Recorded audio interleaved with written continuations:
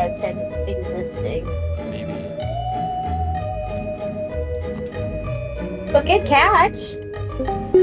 Now recording. Welcome, Craig. Hi, Craig. Hey Craig. Hi, Craig. Thank you for reminding me. Craig, I'm buying the Craig? battle pass on Pokemon.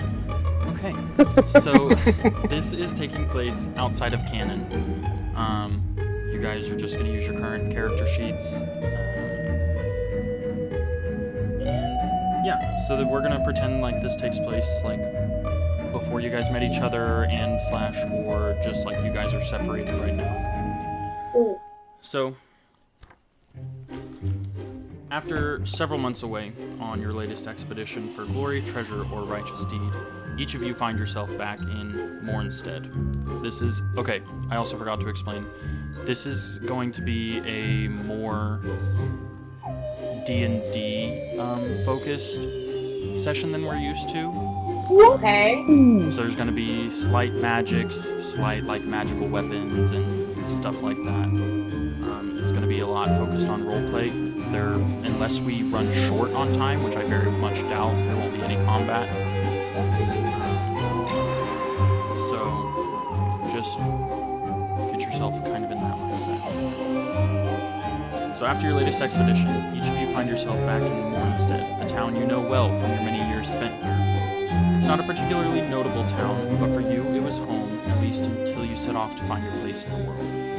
As fate would have it, on the same night 2 weeks ago, each of you, spread across the countryside as you were, received a visit from a spectral owl. We'll say it was a noctowl.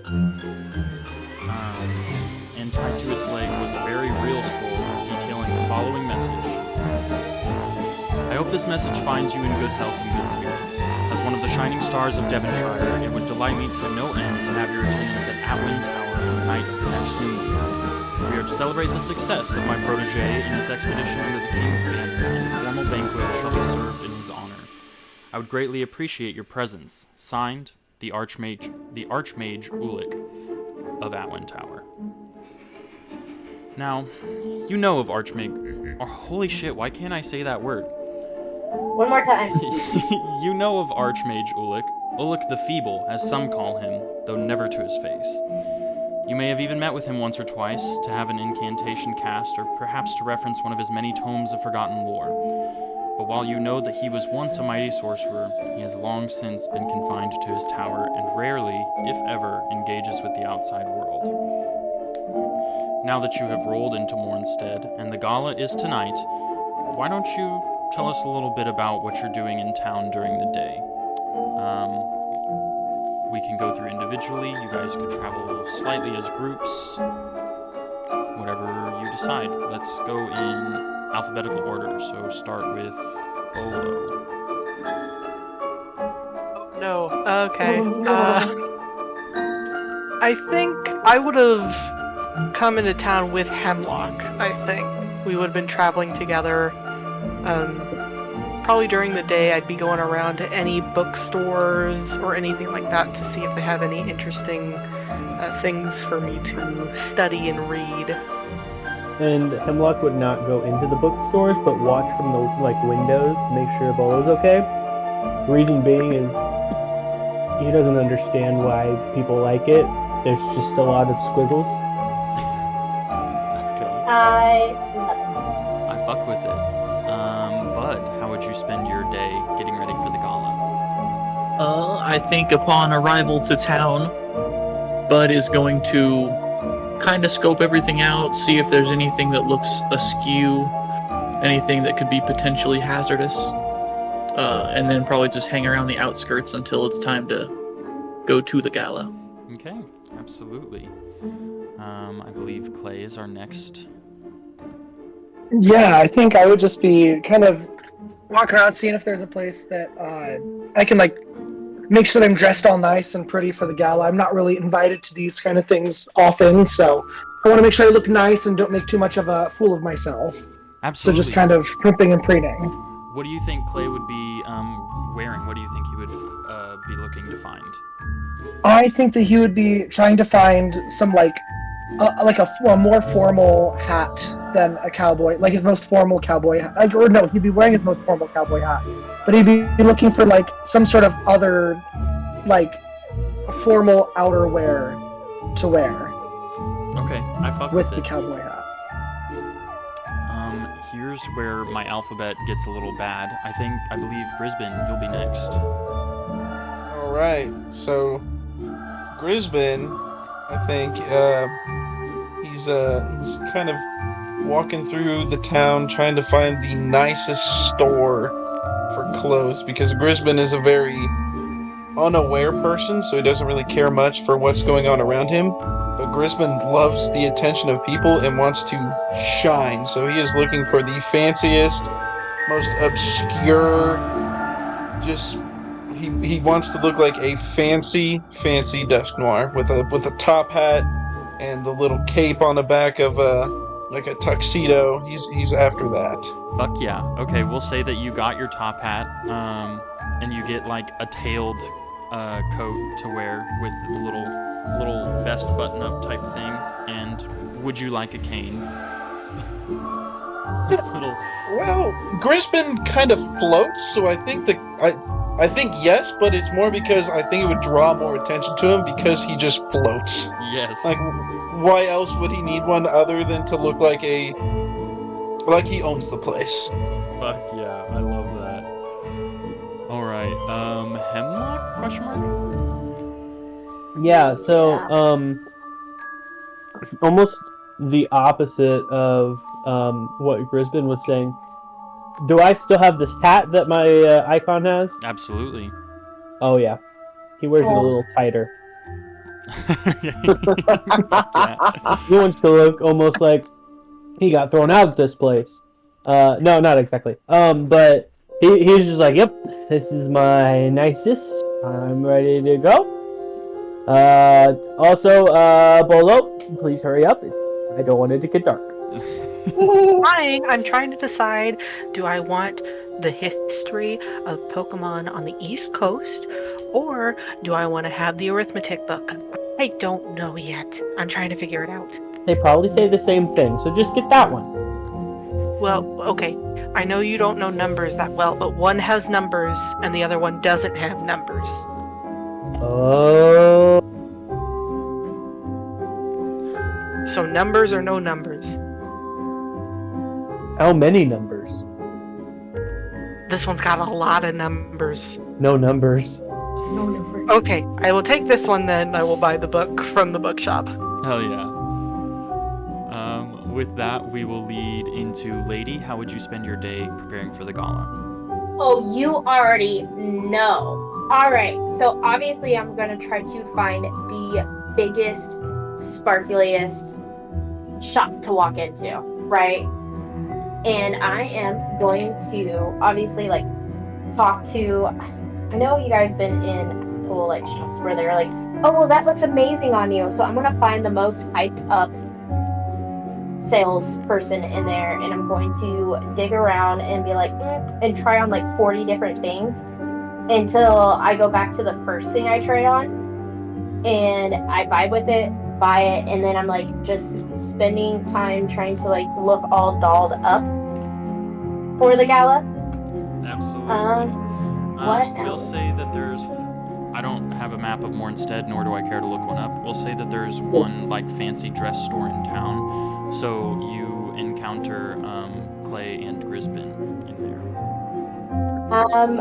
I am gonna stop and talk to them about their outfits and kind of like compare and like hype each other up or try to start a hype up conversation. Feel free. How would you introduce yourself to Clay?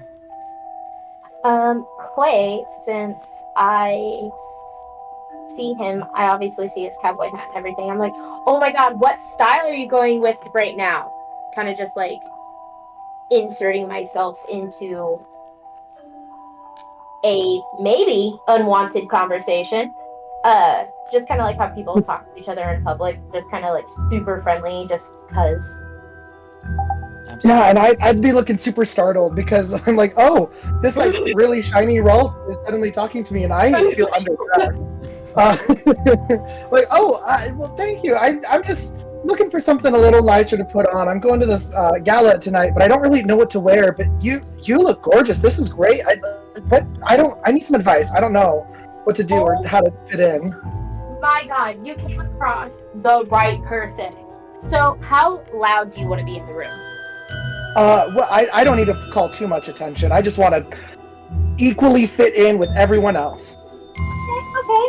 What about? And then I just start like handing Clay all these like hats that are like satin or something simple, but like still eye catching, just like turned into their fashionista. Absolutely. And with that, we will cut to what Pinchy is doing to prepare for the gala tonight. I think I would just be roaming the streets, waiting until I saw someone that I recognized to figure out how I should be dressing for this. Alright, absolutely. Roll a D6 Oh, fuck. for me. You know, You this know, is D&D. I should have my dice up. D6, you said? Yes, sir. 4. Alright, you encounter Hemlock and at the outside of the bookstore. Hello. Hemlock, what do we wear for this? Um, Wait, we don't know that each other are going, do we? You could know each other, but you probably don't know that everyone's going to the gala. Yeah, okay. Hemlock, I got invited to a gala tonight and I don't know what to wear. that's so cool.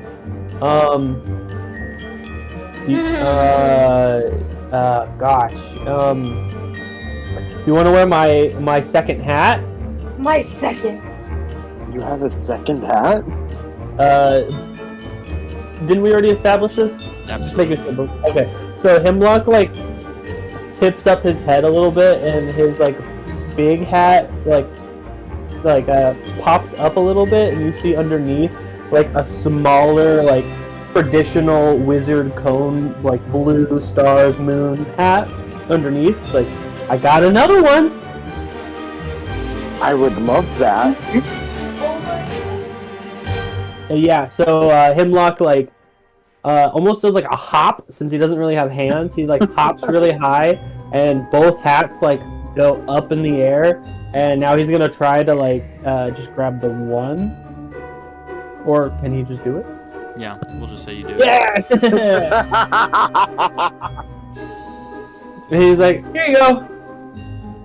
Thank you. Alright.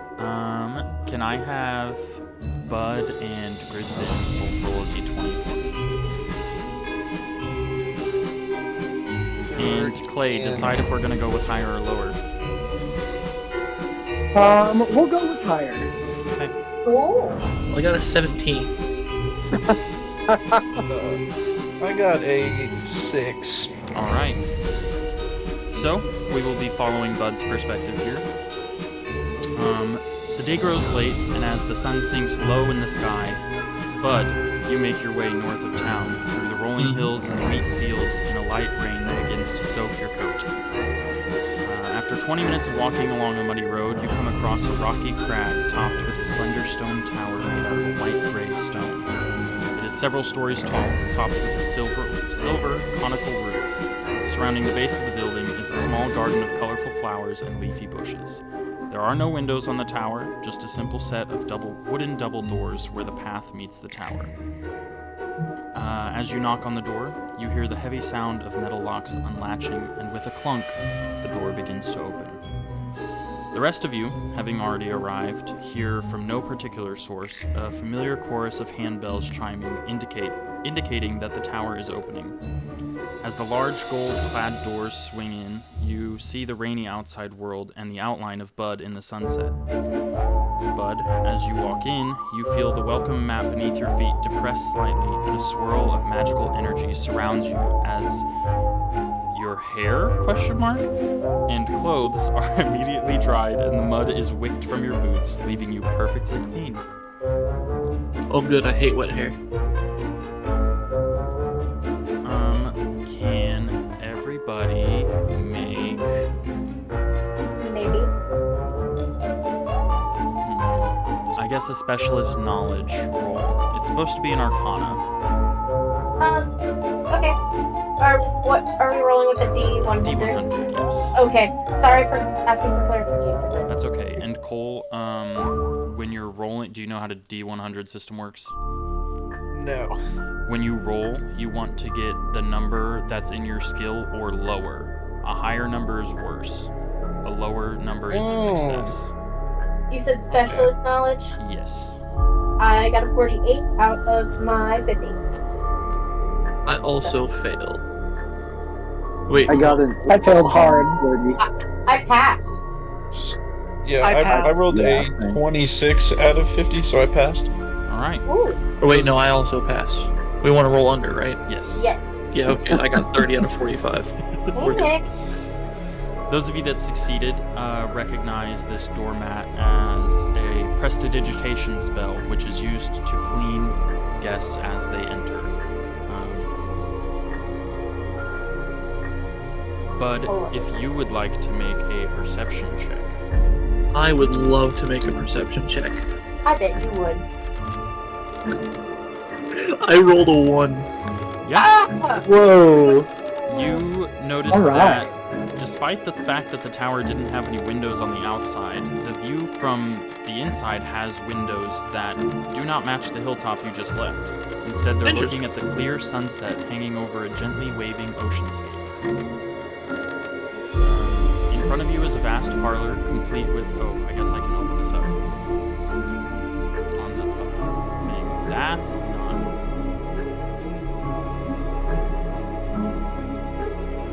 In front of you, where's the parlor?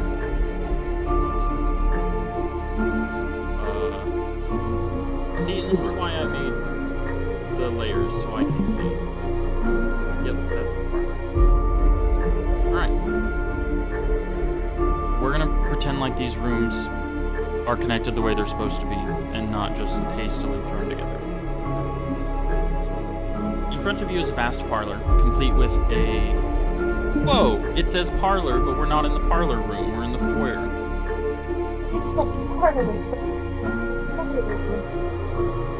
Complete with a bubbling fountain, statues, and twin staircases that lead to a viewing gallery that rings the upper portion of this foyer.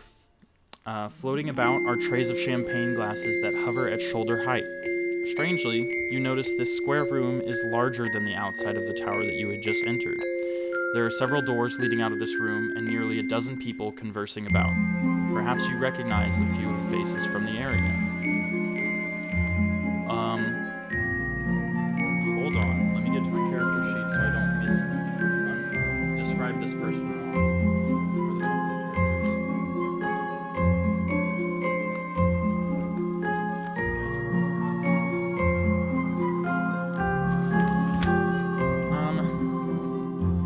In front of you, a elderly, somewhat white-haired Lopunny stands in front of you that you recognize as Lady Gwendolyn of Granlin Manor is conversing with the mayor of Mornstead, who is...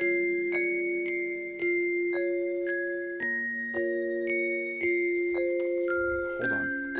I lost my spot. The mayor of Mornstead, a young Spinda with brown hair pulled back over his ears, named Mr. Montgomery. In the corner, I guess I can make these characters as I'm describing this. First of all, I'm gonna separate you guys from Bud.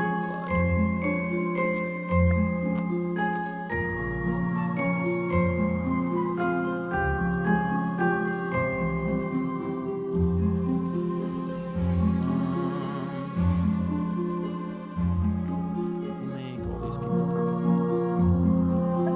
So we have Lady Gwendolyn.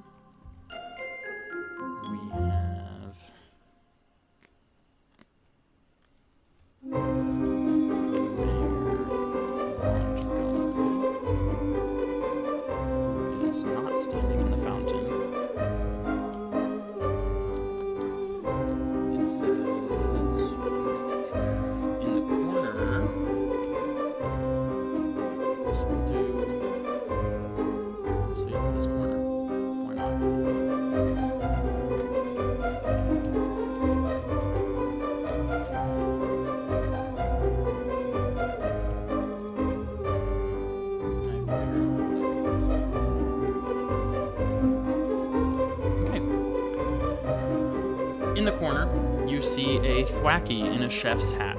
Chef Schurer is conversing with a robed meow stick wizard named Agathar and a large tree man trevenant with metal strings running down his trunk, who you know to be the bard named Stradivon.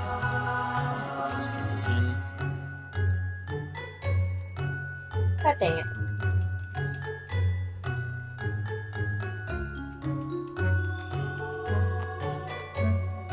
These guys are having a conversation.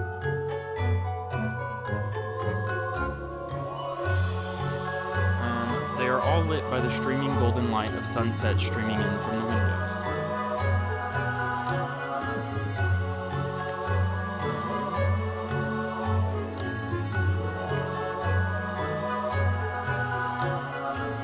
Yeah, and I'm gonna skip that part because fuck that. It's fine.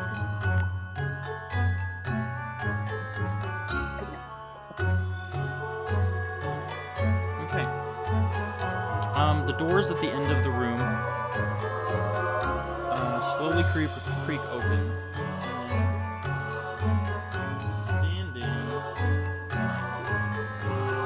Standing in the door is an old Mr. Rhyme with a salt and pepper mustache, dressed in the same color purple robes that match the banners hanging on the walls. I suppose I didn't describe it.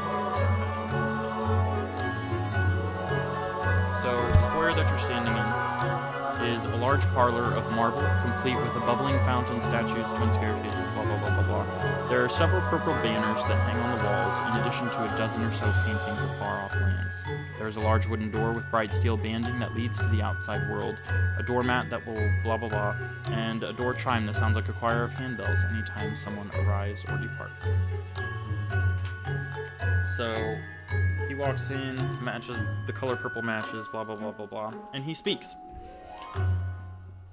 He says, I had spoken to the Archmage while he was reading a few hours ago, and he had informed me that our final guest is delayed in the slightest. As such, Ulick has extended an invitation for you all to his sitting room, where he hopes Stradivon would provide a performance while Agathar recounts his expedition northward. Once the Justiciar arrives, Ulick will join everyone for the banquet. The Trevenant Stradivon speaks up. It'll take me 15 minutes to prepare, but I would be happy to oblige. Bendel says, Of course. Well, then I invite you all free reign of the estate to explore at your whim, though I would ask that you refrain from the Archmage's quarters. He does not like to be interrupted from his research, and does not appreciate guests in his private quarters. He will be down when he is ready. 15 minutes, and then we shall meet in the parlor. You are, of course, welcome to stay here and enjoy the wine, browse the library or the laboratory, or perhaps the collection of relics in the East Wing would be of interest. Please make yourselves at home. The manor at Atwin Tower consents... Holy shit, you guys. Take a breath, drink some water, you'll be alright. You're doing good, Caleb. I'm loving those. It's so good. I haven't read out loud since grade school. The manor at Atwin Tower consists of the parlor, the dining hall, the kitchen, the pantry, the basement, the guest quarters, the laboratory, the library, the trophy room, and the foyer. All this in addition to the Archmage's bedroom suite, which is the only upstairs room and is strictly off-limits.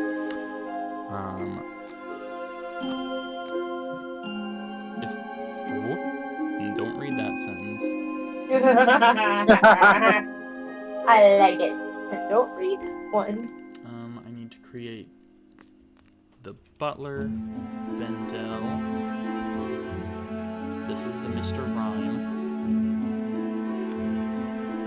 He is standing at the door to the bedroom suite. Alexa, lights off. Okay. Where would everybody like to go in the house? Is there anything you would like to see or explore? Let's go in backwards alphabetical order now. Pinchy?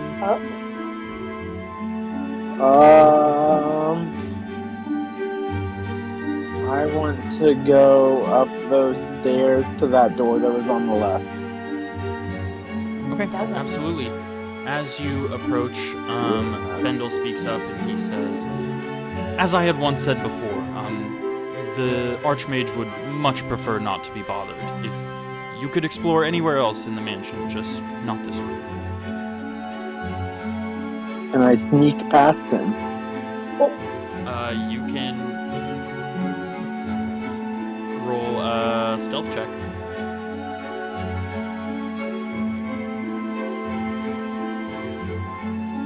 $21 Is that a success? out of 50. Yeah. Okay, yeah. You successfully sneak past him, somehow. Somehow. I think I'm gonna like watch it happen and just kind of try to distract Bendel by asking for some champagne, and like Grisbin speaks in like a very husky like English accent, and he's gonna be like, "Oh, excuse me, sir. I need some champagne, and Oh my I've already been through 2 or 3 bottles, and I was just wondering if I could get 2 or 3 more for me and my friends." Absolutely. Bendel will reply. He'll say, "Well, as you can see, there are plenty of magically floating bottles of champagne that you can Your eyes. help yourself to." And as this conversation is happening is when Pinchy will sneak past.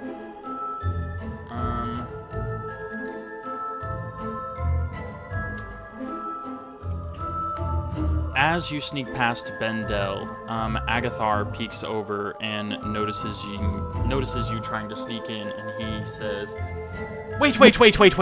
Hold on. You don't quite understand. The Archmage really does not like intruders. There are many magical traps that will go off if you enter this room without permission. I strongly advise you to stay away." Can I have a glass of champagne instead? Absolutely.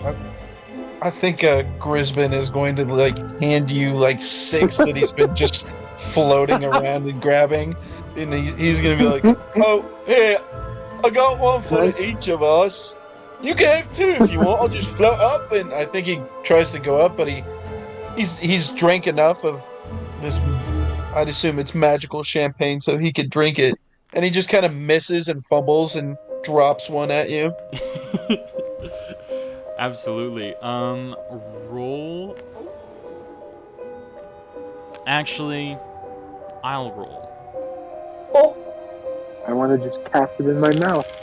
So, Oh, would you like to try to for catch a it in your little mouth? nibble. You can roll finesse Yeah. to try to catch it.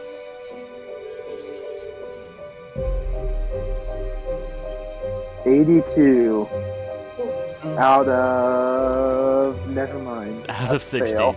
Yeah, you miss, the bottle falls to the floor and shatters, and it spills everywhere. Bendel is clearly a bit upset, but he, like, taps his little shoes on the ground in a specific pattern, and Chop your little product. 2 spectral hands come approaching your spot with like a mop and a broom and dustpan, and they start cleaning up the mess that was made by the broken champagne bottle. Well, for shame. I thought I was drinkable. Alright, we will head over to Lady now. What would Lady like to explore in the mansion? I got distracted with like listening to the description between what's going on. We're That's trying to okay. get up in the room. There was also a lot of rooms. So there is a... Hold on. There is a parlor, a dining Okay. hall, Okay. kitchen, pantry, Okay. basement. There are 8 guest quarters, laboratory, library, trophy room and the foyer that you're currently standing in, besides I- the Archmage's bedroom. I'm super upset because I want to go to the Archmage's bedroom, but it seems like that is not foreseeable. I'm gonna wander downstairs. I want to know what's going on down there. Absolutely. You find your way to the basement.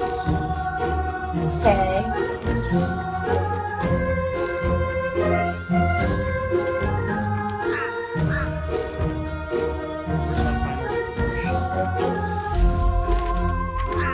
Hey. It's not on. Oh, there it is. You walk in to a relatively small room that holds several casks of ale and wine, as well as what appears to be a small holding cell with iron bars. Should the master of the mansion decide that a guest has gotten too rowdy. Oh, that's extremely uncomfortable. I guess with knowing that, I'm just gonna go back to upstairs. And I guess I'm good since I had an interaction with Clay and tell Clay about it. Okay, absolutely. With that, we will just go into your kind of dialogue with Clay and see if Clay would like to take Lady or leave himself to somewhere else in the mansion. Okay. Hey Clay. Yeah? And I grab like a floating wine or whatever's floating in the air, just like in a cute champagne glass. I noticed something really weird. You would never guess. Like what kind of weird? Something super unsettling. Like when you like walk into a bedroom and things are bad, or like what kind of unsettling? I mean, you could consider it if it's in somebody's bedroom being unsettling. And I like whisper Oh, no. in Clay's ear. And I'm like, there is a cellar downstairs. And I'm not talking wine. I'm talking like cell bars, jail. Like, just like talking the utmost gossip in Clay's ear. And Clay would like just give a huge gasp, like, "You're what? Why would we need that here?" I don't know, but I didn't grab any more wine or anything. It's just I was too shocked. Was there anyone in there? I didn't see anybody, but I just kind of peeked and went back up here. Well, we should try not to end up there. Whatever we do. What are we doing tonight? And Clay just starts like shifting uncomfortably, like trying to look like he fits in because he doesn't want to seem like an imposter. Get thrown in jail accidentally, like just starts fixing any sort of outfit he's wearing and Literally that. Absolutely. Is there anywhere that you would like to explore in the mansion other than the foyer? yeah, that relic room sounded really cool. And I think I would look at Lady and be like, oh, there was also this relic room that they talked about. Do you want to come try to find that and see what they have? I would love that compared to what I've seen. I don't think it could be any worse than what you've already seen. Probably not. Okay, absolutely. You guys wander around until you find. When the door is opened, the obnoxious glitter of gold and gilding strikes your eyes. Marble plinths and pedestals ringed with gold display dozens of artifacts from years of adventuring. Wands and medals, crowns and skulls. The wall is adorned with the mounts of a dozen strange horned or tusked creatures and one particularly large fish skeleton. Each object is labeled with a small description of exactly where the trophy came from and how it was won. And my jaw just drops. This is Might as well. shady. Like, it's just, this is the shiny room. The utmost place for me to be in. Absolutely. Is there anything in particular in here that you guys would like to observe or do? for me, no, I would just be looking around the room like, this is so awesome. Like, kind of like what really nerdy people do in museums, hashtag me. And just like talk about it to myself and then try to like drag Clay with me like an overexcited school kid. I think I'd be following Lady, but like reading like how things were won, just to like figure out if it was like really, really violent and we should watch out. Because like knowing that there's like a prison cell down here, I'm like a little on edge, Absolutely. wondering like how much danger we're in. Yeah. And I'm not even thinking about that. I'm just like super over the moon, like little kid, while Clay is just about that. Absolutely. Clay, can you roll a d4 for me? Oh, no. I don't think I have a D4. You can Google just roll d4 and then Oh, that's cool. it should be a I love the pyramid shape internet. if you do have one. A pyramid. Oh shit! Wait, I do have one of those little pyramid guys. Mhm. I thought that was only 3. Nope, that's a 4. Love you. Where the hell did that guy go? All right, I'm googling it. When in doubt. I have to pick. Oh no! Oh no. I rolled 1 You rolled a 1. Oh no. twice All right. because I accidentally rolled 2 dice, but I rolled a 1 both times. The first pedestal that you walk up to is labeled the God Shard. It's labeled as a crystal believed to have been gifted by a mighty nature goddess to mortals. It is missing from its pedestal. The brass description mentions the young archmage taking the temple by force, seizing the artifact, and subjecting it to great amounts of study and research for its divine properties. Lady, this thing is missing, but it says that the archmage really, really cares about it. And I just sit there like think with the champagne glass in my hand. What do you mean by missing? Like,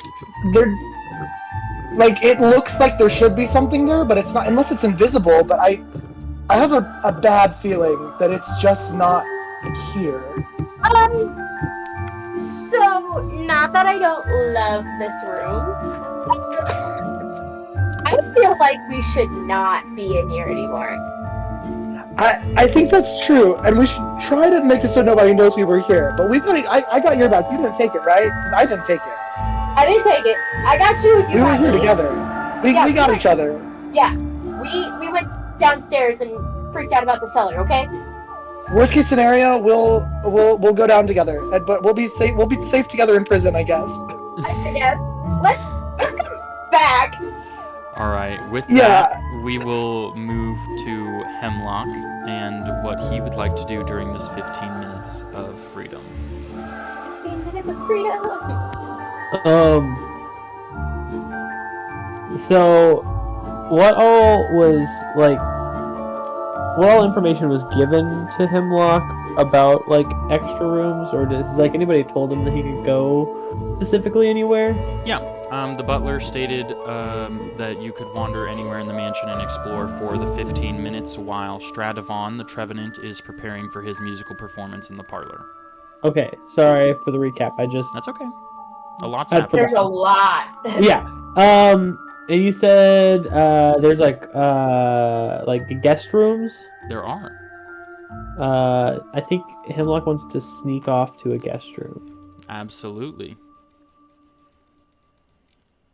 As you can see, this was rushed. These are not detailed because that's 8 extra rooms that I would have had to do. Can you go to the farthest left one?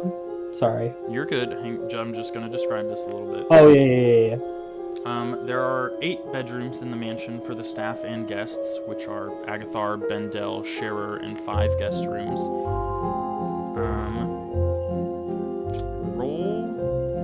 Roll a d8, I suppose. Ooh. Oh, shit, where's my D8? Oh, I love that question. Where is my D? Where's my super suit? Super suit. Usually, where is my DX is just me trying to figure out which one has that many sides. Real. Yeah, my Same. issue is that like this set of dice that I have are like really weirdly shaped. Okay, I found it, and I can't find like all the sides.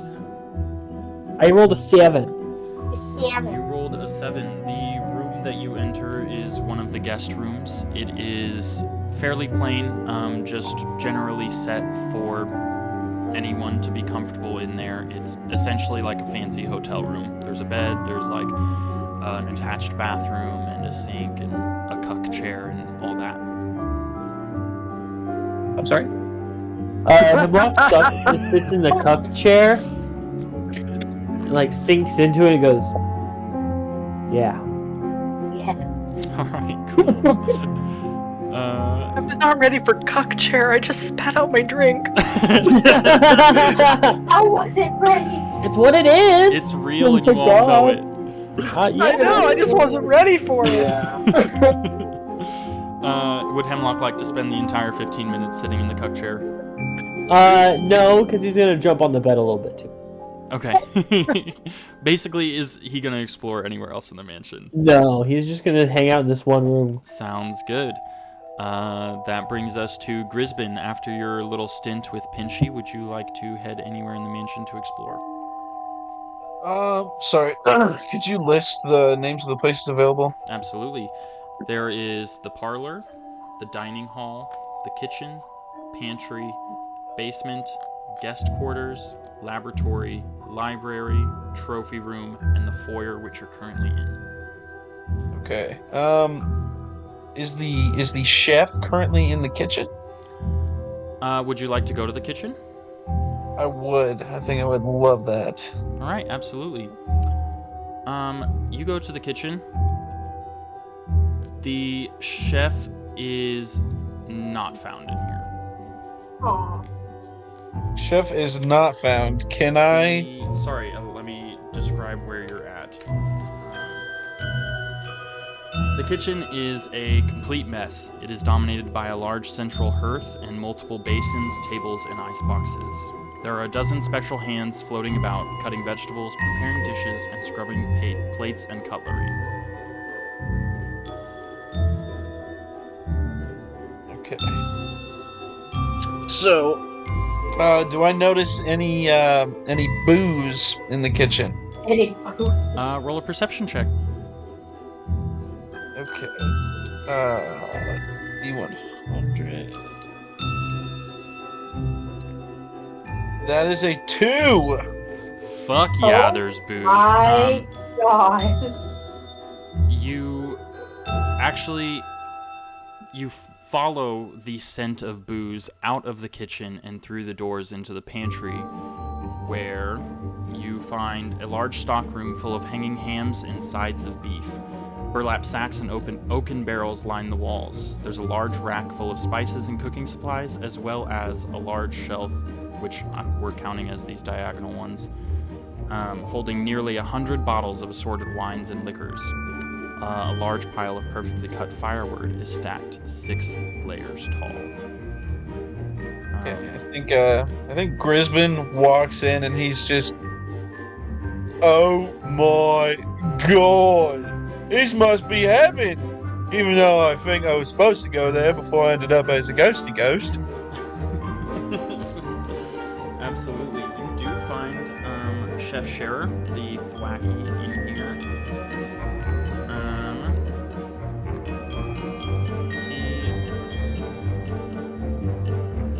He speaks to you and says, I think you've had quite enough. Oh, sir, I don't mean to insult your intelligence, but as you can see, I'm a 7'3" abomination. I've even gotten started drinking. It was just tasting earlier. He kind of rolls his eyes and he says, I see that there's no stopping you. And, well, I suppose it's not my responsibility to see what is done with rowdy guests. So, do as you will. And he heads back into the kitchen. Oh, can I stop him? I don't want to forcefully, but can I stop him before he goes? Because he kind of seems like he's in a bad mood. And Grisbin's the type of guy who just despises being alone, and he kind of wants a drinking buddy, or at least someone to talk to and maybe regale some stories to. Because it kind of looks like the kitchen is kind of autonomous and like he doesn't need to be there. So I think Grisbin is just curious about the chef. Yeah. Roll. I guess there's no specific check for this. Roll a DC 23 check. Oh shit!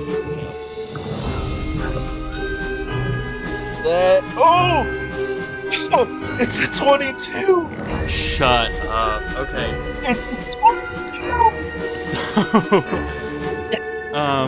he does speak to you, and he's clearly very annoyed that you've stopped him. You know, like when you stop somebody in the grocery store and it's clear that they're just trying to get their grocery shopping done, and you just like keep fucking talking type of situation. He's like slowly scooting away from you. You're like following him, but you are like attached at the hip. He does go into the kitchen and he does start like doing things as you're talking, and at this point he's like not even listening to what you're saying. He's focusing on what he's doing and is just like giving the occasional yeah, wow, incredible, as you follow him around. And take Grisbin is completely oblivious to this. He thinks like the chef is actually pouring his soul into listening to the conversation too. Absolutely. With that, we will move on to, I think Clay is next. Or no, we already did Clay. So, Bud. Bud is gonna peek into the trophy room just real quick, just to see if there's anything interesting on his way to the laboratory. Absolutely. How far into the trophy room does Bud go? I'll walk in and look around. Okay. Just to see if there's anything that catches my eye. Just one quick flap around. Yeah, roll a d4. Rolling D4. It's a 2. All right. You find yourself at the pedestal that displays the spell render. On the description, it says, "This is a dagger that allows an attuned wielder to cast counterspell and dispel magic one time per day. It will automatically attune to someone who has sworn vengeance against a magic user, and it seems that..." Roll a perception check. Actually, no, you don't need to. It's very clean right now. It's, it's in a display case, so it looks like it's very well taken care of. It's not like dusty or anything like that. And, yeah. So we'll say that since you just did a little peek in, that will be the only thing that you see. Only thing of interest. Yep. As you find your way into the laboratory. The laboratory lies somewhere in the mix of a workshop, an alchemical research facility, and a studio, with flasks, scrolls, and tools on all manner of shelves and tables. There's a biting chemical smell in the room, but it is difficult to tell where it's coming from, with how cluttered the room is. Open tomes and ongoing experiments are scattered throughout the room. About half of them are labeled. What would Bud like to do in the laboratory? I'll poke around in the open tomes, see if there's any of the pages that they're open to look interesting, and just see if I can get a grasp of kind of what's going on in here, what's being made. Absolutely. Would you consider Bud to be a religious Pokemon? No. Okay, roll a DC 15 check for me.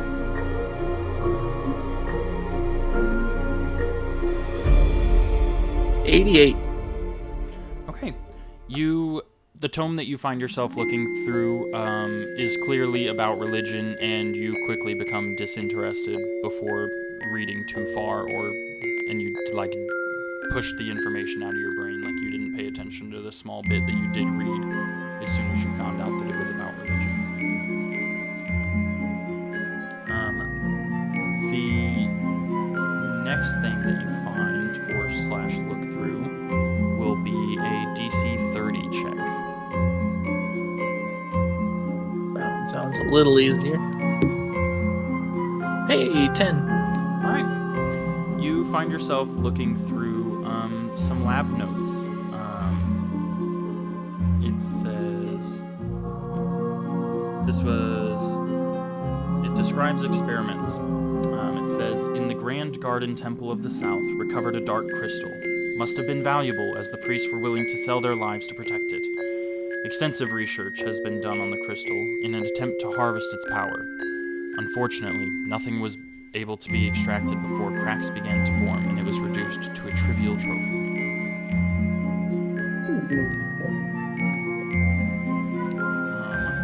With that, we will move on to our final guest, Bolo.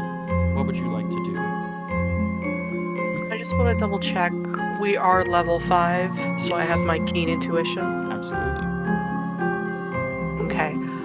Could I follow the mayor and what was it, Lady Gwendolyn? Guinevere? Gwendolyn, yes. Gwendolyn. I don't want to go into the room. I want to eavesdrop outside the door. Oh, absolutely. Lady Gwendolyn and Mayor Montgomery find themselves wandering into the library as Bolo follows. Can you roll a stealth check? I'm not very good at it, but I sure can.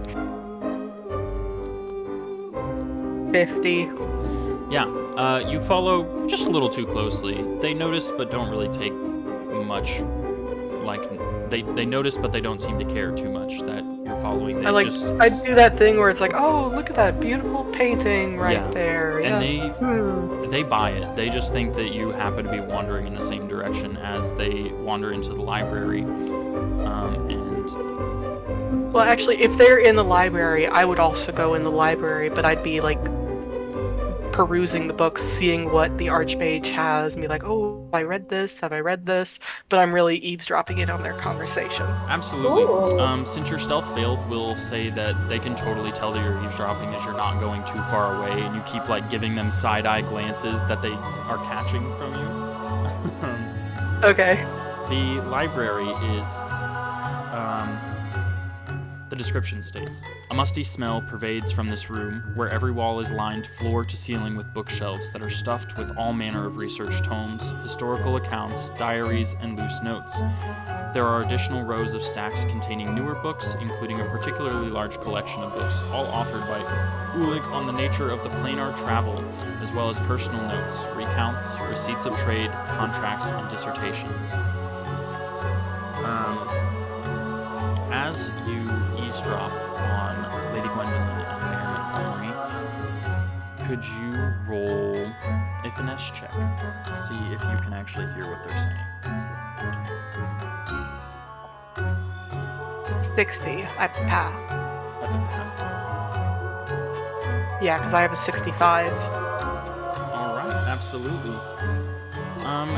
You hear. Let me see.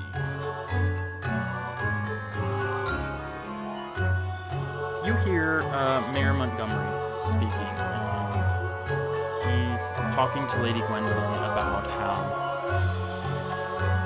Oh, I know your history with Archmage Ulig. I'm quite surprised that he invited you here, considering the state that he left you in. I mean, how despicable to leave somebody standing at the altar of the wedding day. Whoa! Lady Gwendolyn. Sorry. I actually give out a gasp at that. I'm like, And they definitely hear it too. They get slightly quieter, but I think, how much of a pass was it? What's your finesse score? my finesse is 65 and I rolled a 60. Okay. They get a little quieter. You start to hear fewer words. You're just getting like bits and pieces now. You hear you see Lady Gwendolyn kind of like wave her hand and like shrug her shoulders and, you know, speak, but you don't quite hear what she says. She she continues to speak to Mr. Montgomery. You don't hear, but he responds and is like, yes, well, you know, he had... And the last mayor... But I do intend to get it back, somehow. We will say that was our 15 minutes. Well, before that, could I use my keen intuition to get my 2 truths and a lie about Lady Gwendolyn? Sure. Give me 1 second to take a look at that. Of course. It's in the researcher, right? Or where's it at? Under detective. Researcher under detective, yeah.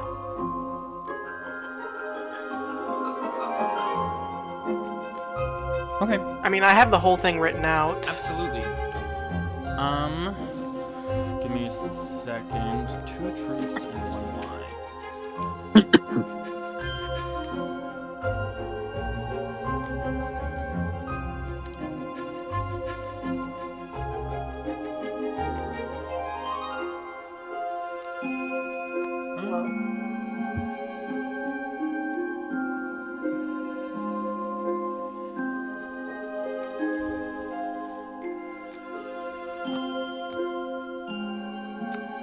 Lady Gwendolyn had a long history with Archmage Ulick. Lady Gwendolyn is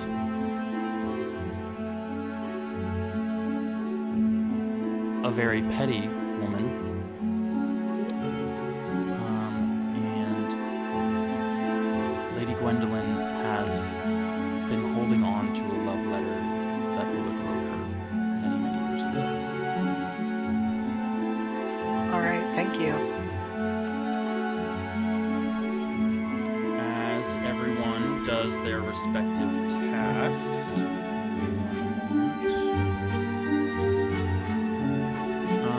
eventually everybody reconvenes in the parlor. Why did Lady Gwendolyn not get selected yet? What the fuck?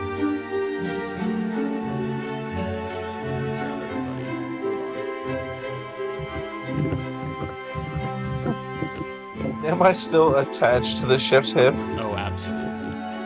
I love that.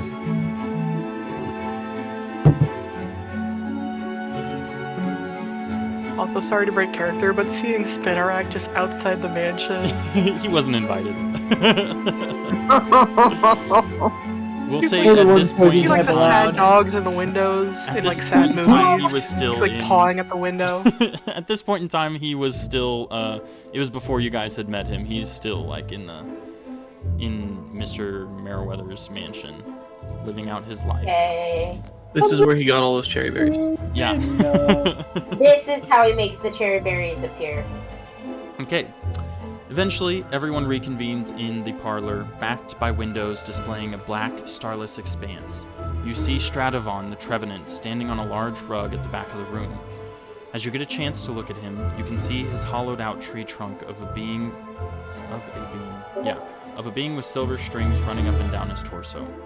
He has 2 large branches for arms, and above that, several smaller branches that form small pipes. He draws forth a cellist's bow and draws it across his stomach, producing a rich string sound. The pipes begin to sound off, and he begins to sing, joining the sound of the strings, which he plays equally like a cello and a harp.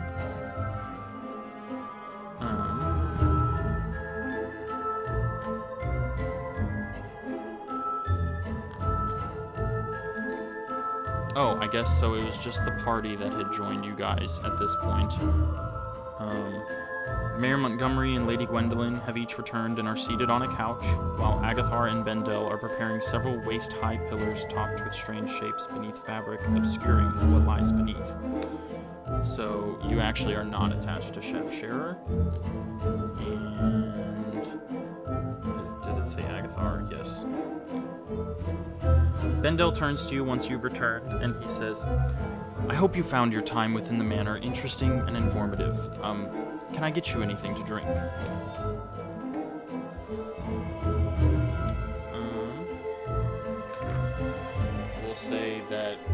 whoever said yes just gets a floating champagne bottle, etc., etc. And once you're all gathered, Agathar begins his frightful tale of his journey north, on top of Stradivon's music. He tells you of the frozen peaks that clawed at the sky, the bitter storms they braved, and how they journeyed deep into the frozen caves to do battle against the giants. As the harrowing tale of battle concludes, he points to the artifacts that he had recovered set atop small marble pillars, removing their silken coverings one by one. First, he shows off a thick, circular silver breastplate that wraps around the wearer's torso. He tells you that it was previously a giant's ring that they were able to pick from its corpse.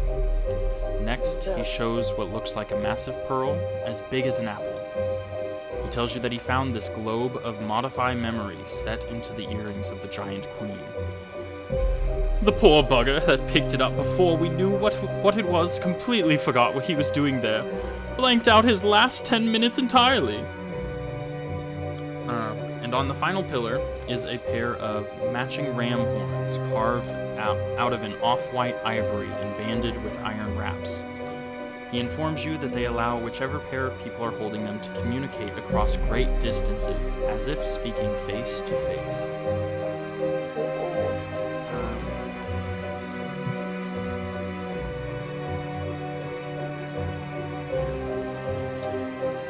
As Stradivon continues to play, the door to the rest of the mansion opens up, and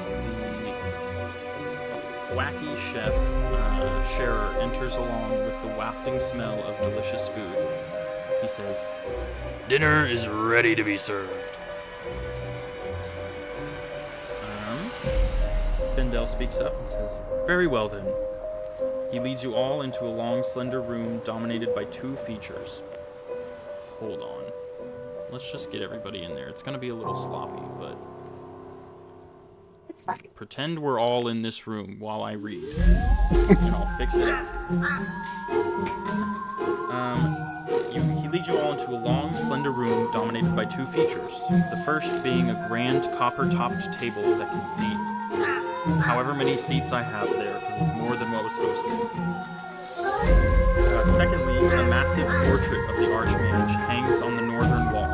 It is him arrayed in a long purple and gold robe with a pointed hat on and a majestic wand bearing below it. Amidst a chaotic battle in the background, he is shooting lightning out of a wand in each hand.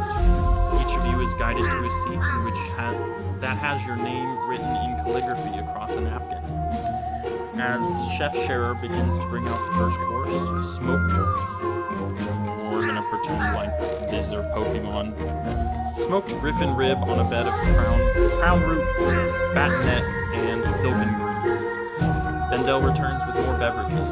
As the plates float effortlessly onto the table, you hear a familiar chime of handbells from the foyer. Ah, our final guest! Bendel speaks up and he exits through the double doors back into the foyer. So let's get everybody just sat down here.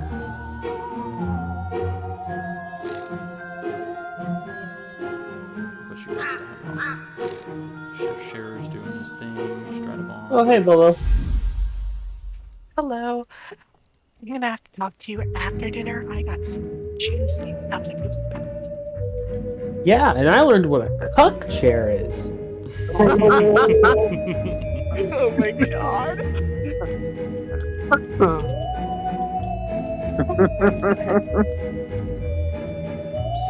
forgot to change back to the selection. Alright. A few seconds after Bendel leaves the room, he returns with... What Pokemon did I assign to this person? I've got all my papers mixed up. Help. I don't know how. I'm actually supporting you from over here. From far. You can do it. You got this. This is not the sheet that I meant. Where's my character? There we go. Who's that Pokemon? Of course. I love that button so much. Bendel returns with a tall blue Latios, covered in scales and dressed in ornate lacquered white armor with gold trimming. Bendel says, "Ladies and gentlemen, Justiciar Wargreaves." Let's move them into the dining room. Wargreaves speaks up and he says, "Good evening, all. Please stay in your seats. There's no need to get up." He comes in and greets each of you individually. You might recognize him from around the county, where he serves the crown as a traveling judge and arbiter of justice. Bendel says, "Well then, now that we're all in attendance, I will fetch the Archmage. Please excuse me," he says as he departs. Wargreaves says, "Happy to serve lord and country. No thanks are needed." He takes his seat and leans across the table to talk to Agathar. So I guess he's Agathar. Agathar, I know you had made your way into the Sunken Pine Swamp 2 moons ago. How fared your expedition? As they continue to talk about this, you hear a scream and the sound of brushed footsteps.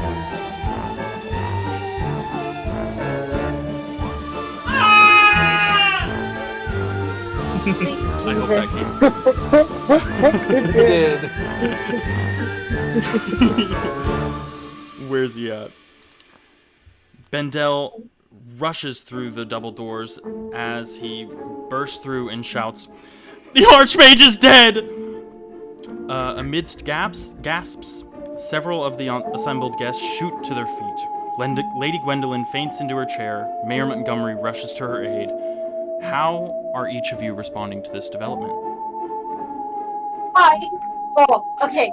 I grab Clay's chest if I was near Clay, and I pat him, oh my god, just freaking out. I would be freaking out too, doing the same thing. Like, oh my god, I can't believe the prison's gonna be used. Can I immediately fly from where he came from to see if I can find the body? Absolutely, we'll come back to that. Okay. I'm gonna, as calmly as I can, just watch everybody else in the room. After looking away from yelling just toward the group, the crowd, anybody who's there. Yeah, absolutely. Anybody else? Pinchy, Hemlock, Brisbane? Yeah, I think Grisbin is just, again, totally unaware. He's a ghost. He's died before. This is just normal. But, however, he is pissed that Wargreaves came in looking probably 10 times as shiny and as proud as him. So he is just listening into Agathar and Wargreaves before it happens, and just giving the occasional scowl whenever Wargreaves talks in his big, burly, sexy Latias voice. Absolutely. Hemlock and Pinchy? Yeah. So you said that there was food. Is it in front of us or on the table? It is absolutely set in front of you on the table. So as this is all happening, Hemlock kind of just looks around and then leans into Pinchy and goes, Am I still allowed to eat this? I'll lean over and say, if you eat this, I'll eat it. Oh my god. Okay, on 3. 1. Actually, I'm not great at numbers. You do the counting. 1, 2, 3. Yeah. And Hemlock takes a bite of the food and just kind of looks around huh? I will as well. All right, absolutely. While all of this is happening, Wargreaves stands and faces Bendels. "What has happened?" Bendel says, I went to fetch him in his quarters, and when I entered, I found him lying in a pool of blood in the middle of his room." "That doesn't sound like an accident." "No, Master Ulik is extremely careful." "Then foul play must be considered likely." Wargreaves turns to Agathar. Agathar, how many ways in and out of the manor are there? Bendel speaks up and says, only the main door in the foyer leads in and out of the extra-dimensional space the mansion exists within. Wargreaves turns to everybody and says, has anyone departed already this evening? Does he say that as I'm leaving the room? I think you're kind of like halfway there when he asks. Okay, I was just thinking because like it'd be very suspicious of me to just be like, has anybody left? And I just fly out the doors. That's why I stopped. I think Grisman just turns around and looks at Wargreaves, and he's automatically just, and there's no reason because he thinks that Wargreaves has just arrived, but he's already accusing him, like, oh yeah, Oh yeah. Hemlock with like mouthfuls, just like, I was probably at Spinner Rock. I mean, that they get an invite, and if I didn't get an invite, I'd be probably mad too. Enough to maybe kill someone. I don't know. Okay. Wargreaves. I mean, you can't trust poison types. Wargreaves speaks up and he says, if this was a murder, then I suspect that the killer is still here among us. As everyone, all the NPCs, gasp. Justiciar Wargreaves rises and puts his hand, quote-unquote, hand, in the air. He clenches his fist and the door slams shut all around you. I will seal the front door to ensure that the killer is unable to slink away before they are discovered. In the meantime, we'll need to work together to find out who committed such a heinous crime. He leads everybody to the front door, where he places his hand upon it and mutters something in a deep, guttural tone, and a web of sigils appears spread out across the door, glowing faintly before you hear a deep chunk. He turns to Agathar. We're gonna move everybody down here. He's a little closer to the door. Why did Chef not get... Oh, the door came with us. Alright. No, we're gonna trace it.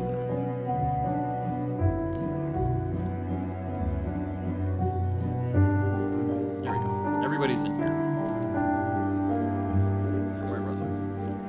Wargreaves speaks up and says, Agathar, this mansion, will the magics that sustain it end at some point? Agathar says, yes, the Archmage always journeys outside to recast the spell at dawn each day. And what will happen when the spell ends? We will all be dropped harmlessly outside the tower. And the mansion? Without the Archmage to resummon it, it will be gone for good. Wargreaves looks grim. Then we only have a few hours before all the evidence disappears forever. We'll need to act quickly. Form up into groups and see what you can discover about the house. I will begin working on a few divinations that may be of aid to you all. Come find me in the parlor if you have any questions. In the foyer if you have any questions. I hate that they, just pass that word off as if they're the same. Be careful. The killer may still be active. You are now free to explore the manor for clues.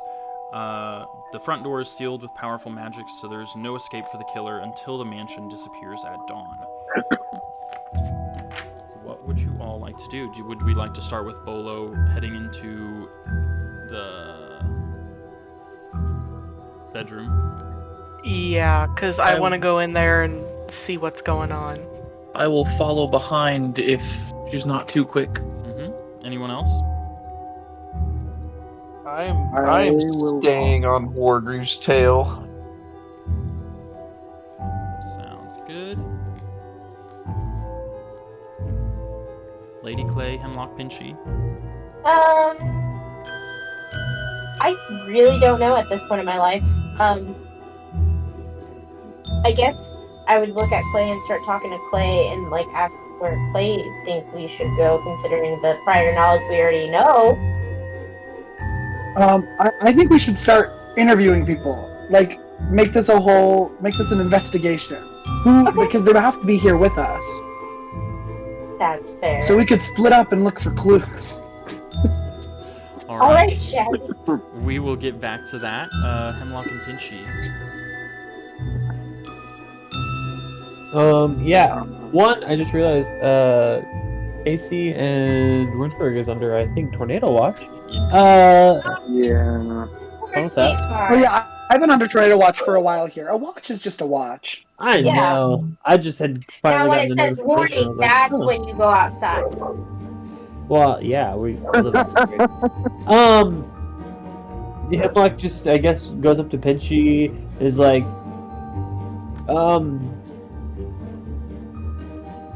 what are we supposed to do? I think someone was killed, and we're trying to find out how. Right.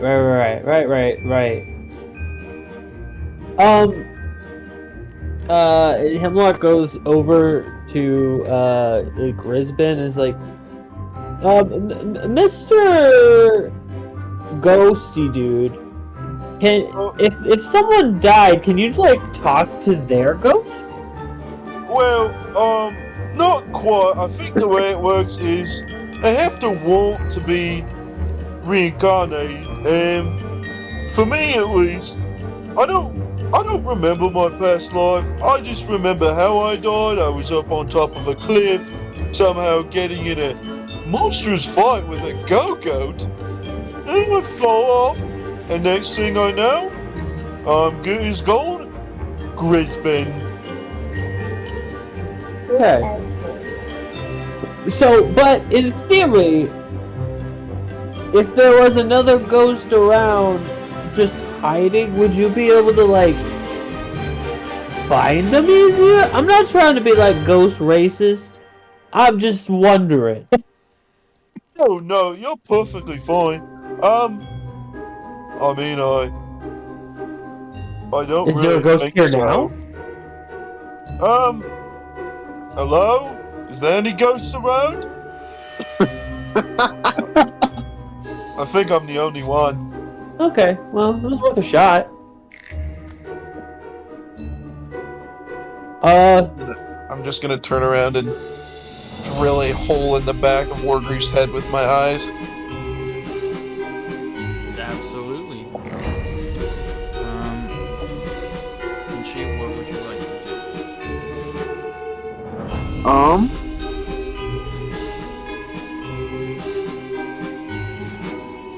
I think I would just stick with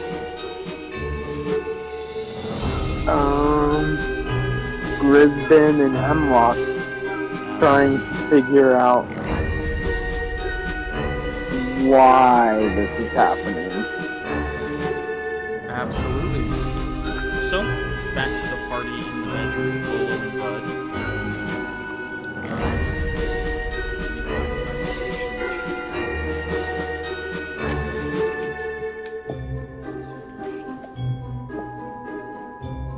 So many notifications. It's distracting, actually.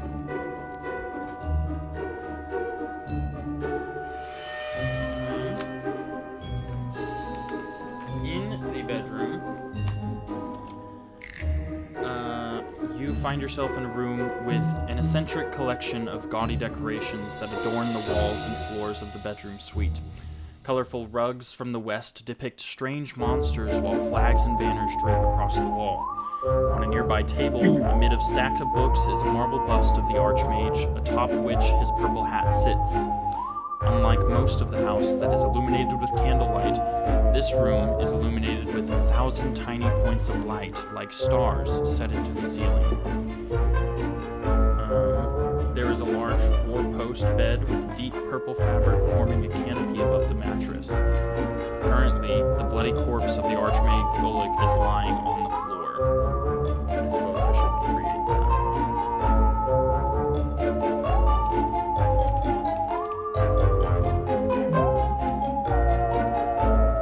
What type of Pokemon is Olik again? Archmage Ulik is a Orangaroo. Okay, thank you. What would you all like to do in this room?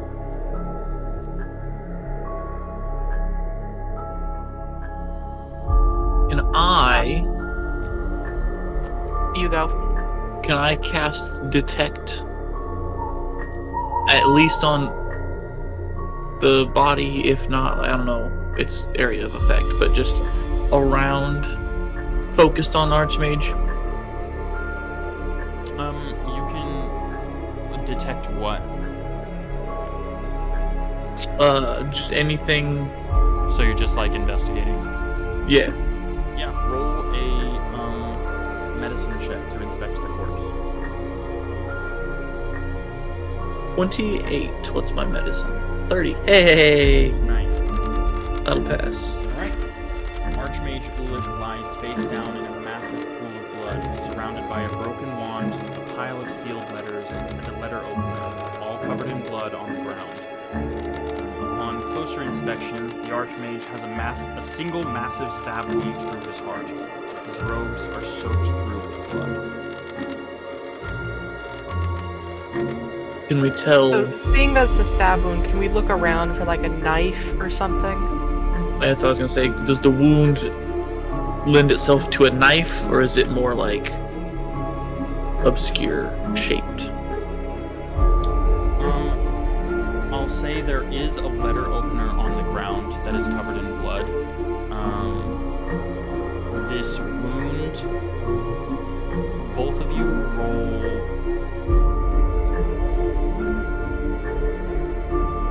roll a perception check, but subtract 20 from your perception score. Okay. I rolled a 98. I don't need to subtract anything. So, I'm distracted. hold on. By subtracting it, we're making it easier? No, harder. So you're instead So of we're adding. Yeah, instead of 65, your score will be 45. Oh, okay. Well then, yeah, I fail. Because that would make my perception 45, and I rolled a 60. Yep. So you notice the letter opener stained with blood on the ground. The wound is a stab wound.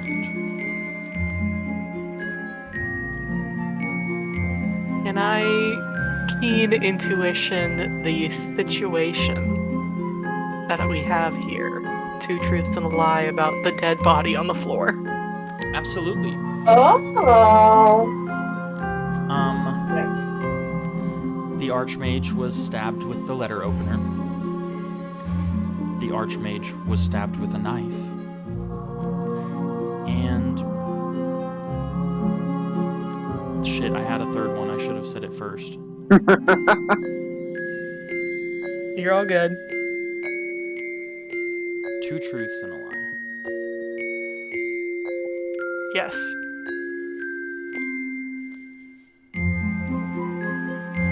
The Archmage had many traps protecting his room.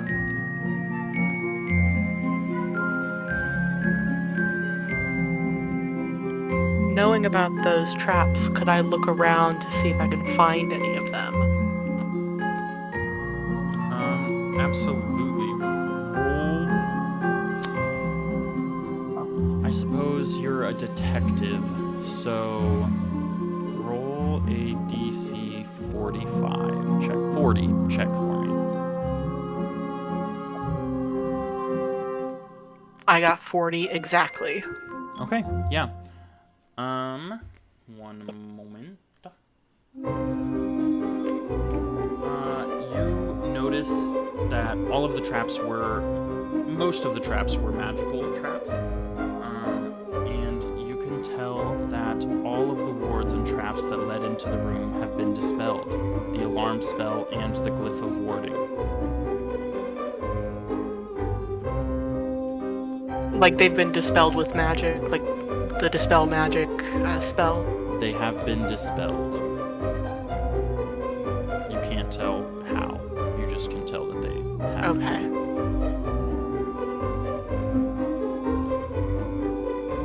I'll say I'm gonna relay this to Bud as well and be like, hey, just to let you know, there were traps in this room, glyph of warding here, a couple of things here, but they've all been dispelled. I can't tell how, but they've been dispelled.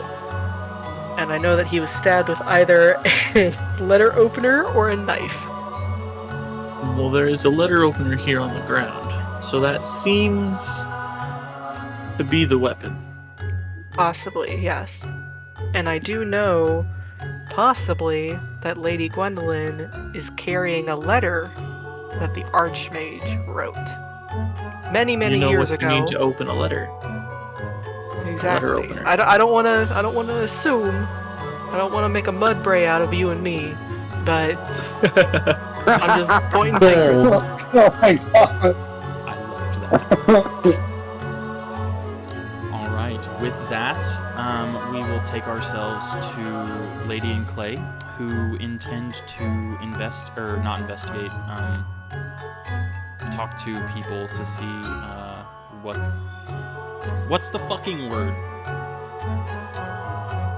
Interview? Interview. Yes, thank you. Oh, I was like, I don't know. Interrogate. Interrogate. That's the one. Yeah, this shit real Who intended to aggressive. interrogate? We got there. Where would you all like to start? So I think I would. go ahead. Oh, I was gonna look at Lady and be like, well, we know that little foresty gem thing was stolen, and now that man's dead. So we should try to find anyone who has weird foresty vibes and interrogate them and see what all we know. Because I feel like if they steal something, they must also be a murderer. Because those are two wrongs, and two wrongs make a killer. That is okay. All right. Somewhere, just like I thought that was a right. Okay, so where No rights, only wrongs. only wrongs? Are we interrogating good cop, bad cop? And I'm like pointing at myself for bad cop because if Yeah. what are we doing? Yeah, How are let's do that. How are we doing this? Good cop, bad cop? Oh, I like good cop, bad cop. And I like puff up, like roll up my sleeves. All right, where do we start first? Who's the grassiest type here? Yeah, I guess that is a good valid question. Mr. Stradivon, the Trevenant. Trevenant, who was performing. Okay. Would you all like to We go to proceed? him. All We right. go to him. You all find Stradivon with Lady Gwendolyn. Hold on 1 second.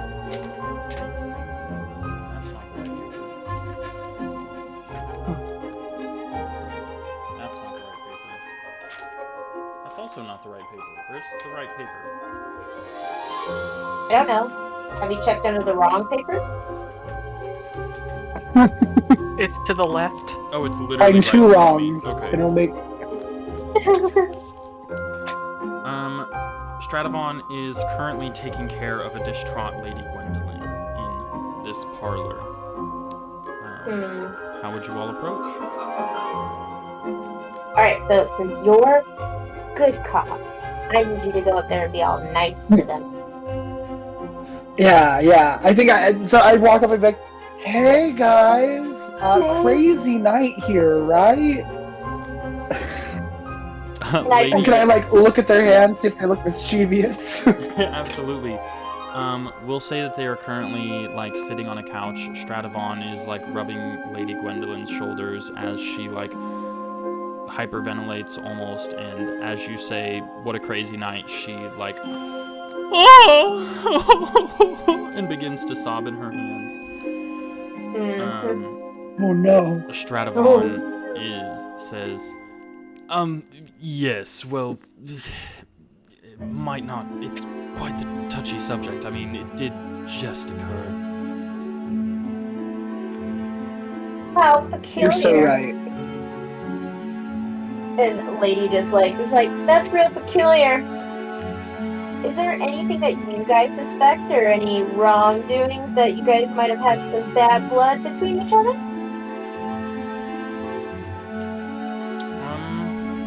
Roll a persuasion check. Oh! Caleb. Love and adore you. I was going to tell you I was going to kiss you on the mouth, but... Hold on, we're still rolling. Oh! How about a 2, dude? Okay, yeah. Wow. Pretty good.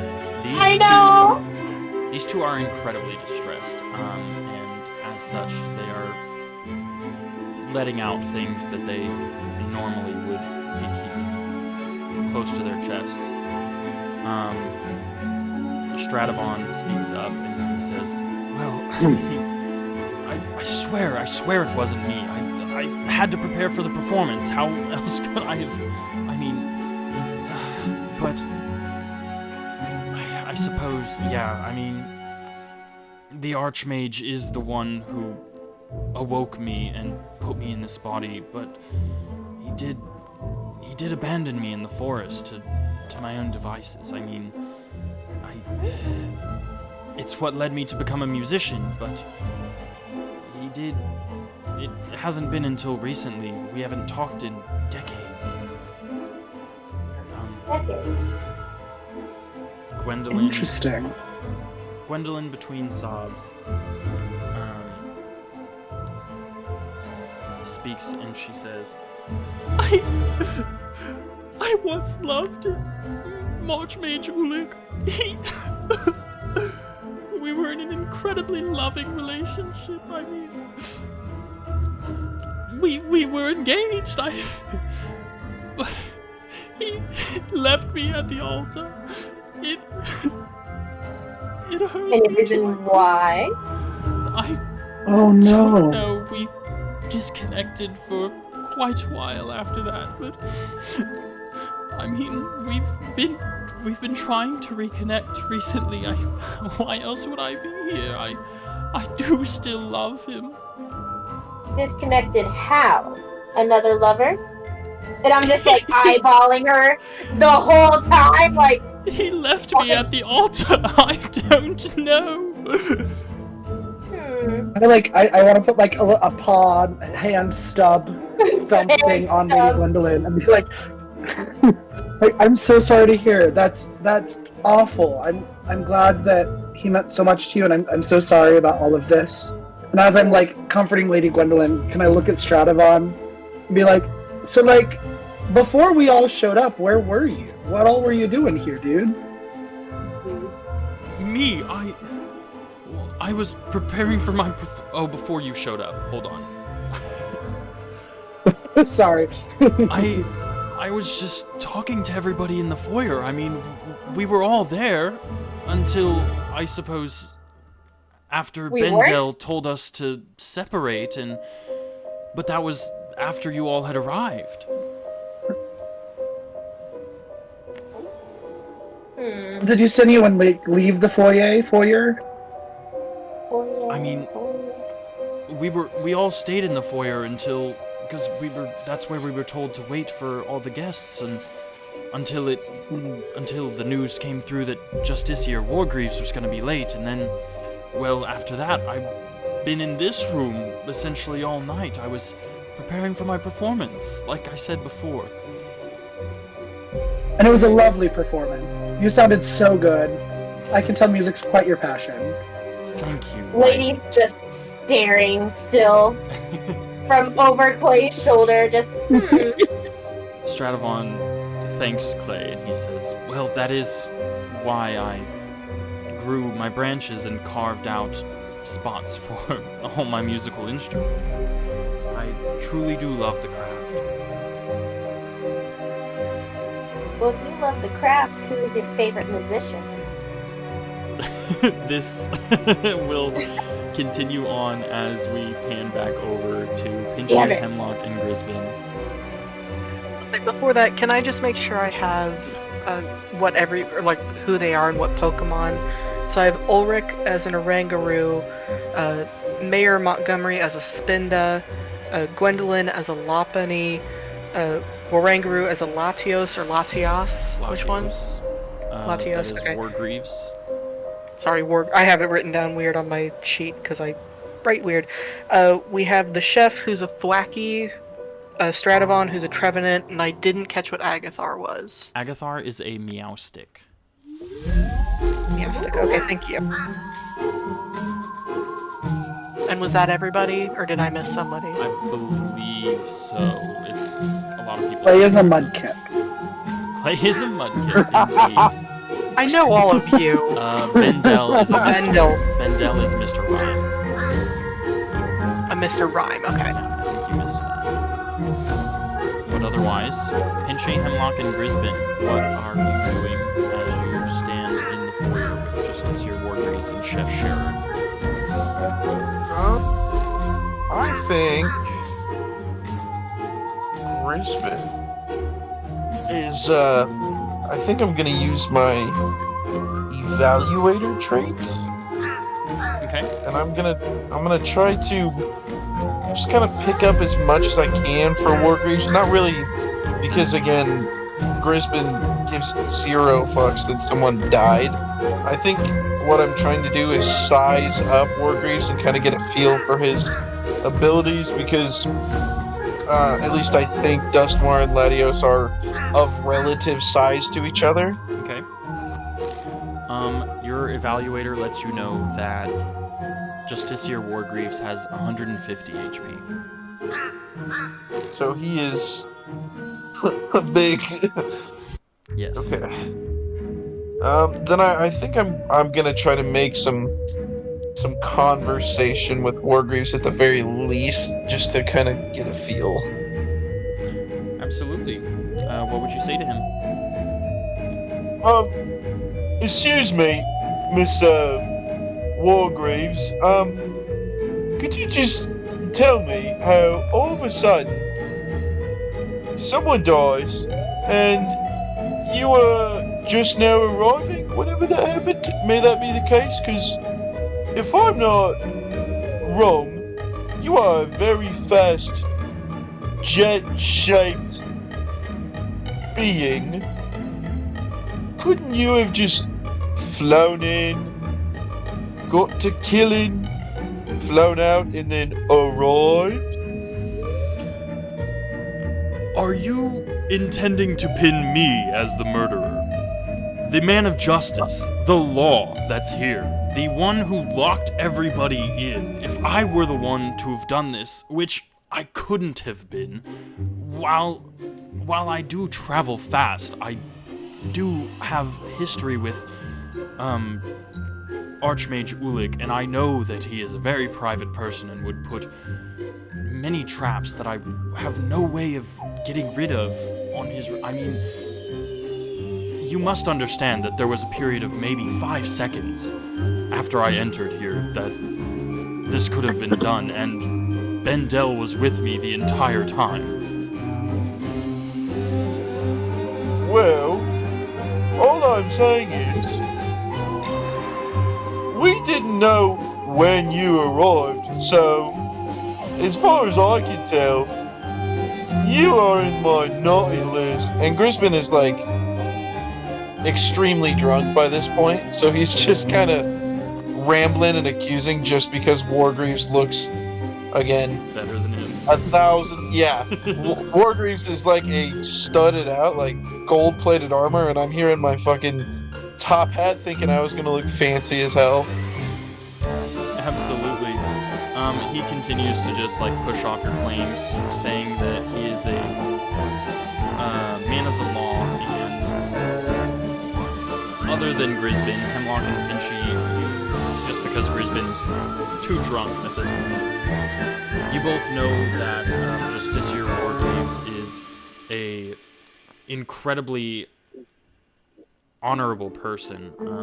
That never tends to do wrong. He is very much a man of the law and widely trusted throughout the entire wherever he's known.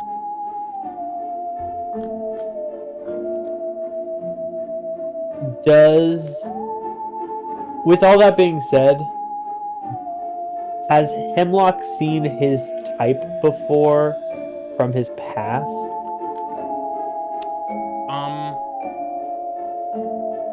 You know what I'm getting at? I would say no, because by the time they arrived, you were gone. Okay.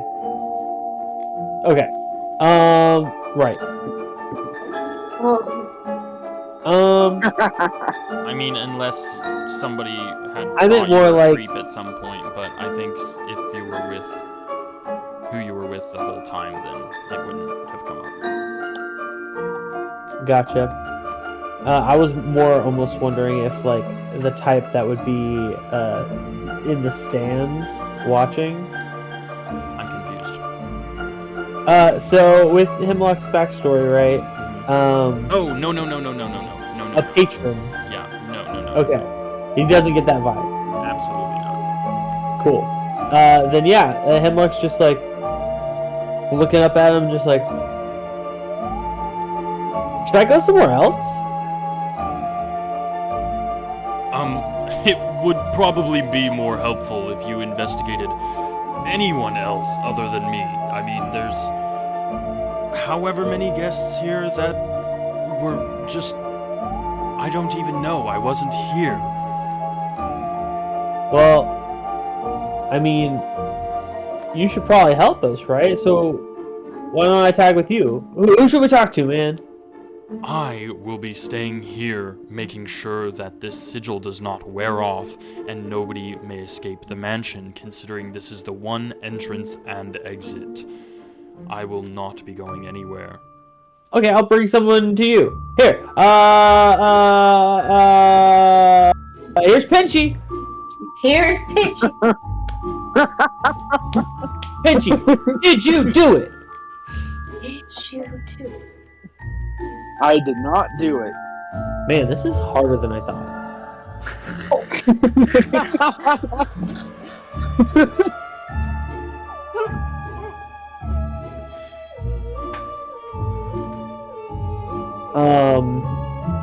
I think Hemlock.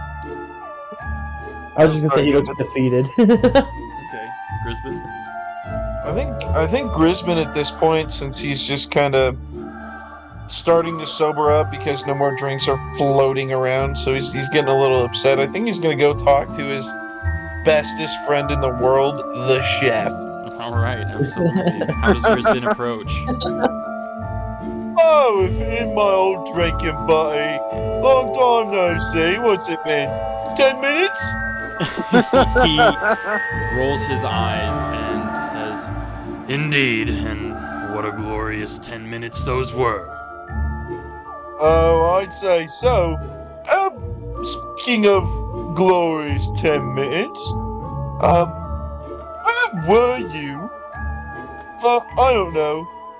10 minutes ago.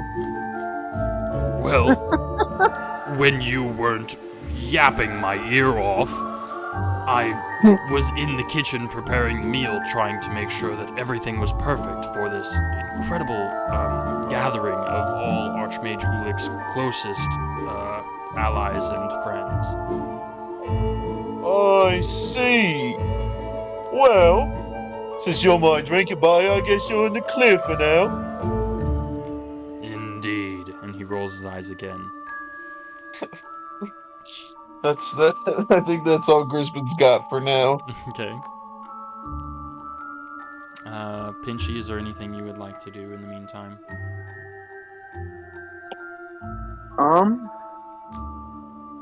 No. I actually, for that whole interaction that we were having there with, oh crap, I can't read his name.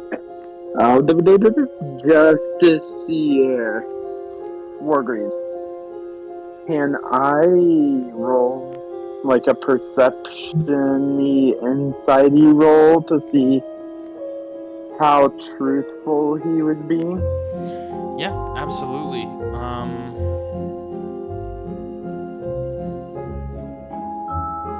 You have an outlaw background. Roll a DC 50.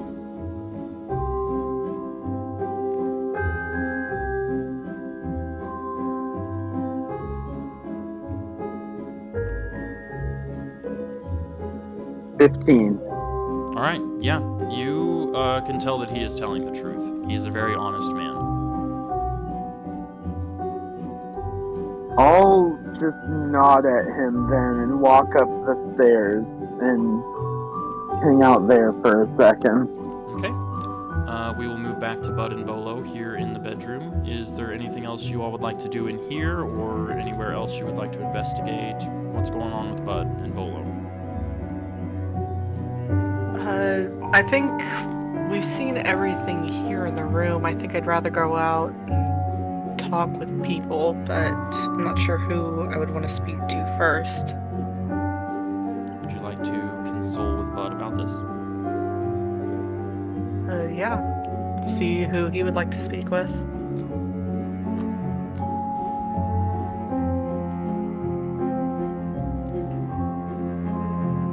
Buddy? Bud, But Hey, how's it going? Bueller. hey, how's it going? There we go. I don't really Was know who to speak with. Talking the whole time. Oops. One of us was muted. And it And And we wasn't don't know who. Yeah, I think we're about done in here. Do you want to head out and just grab the closest person to the door?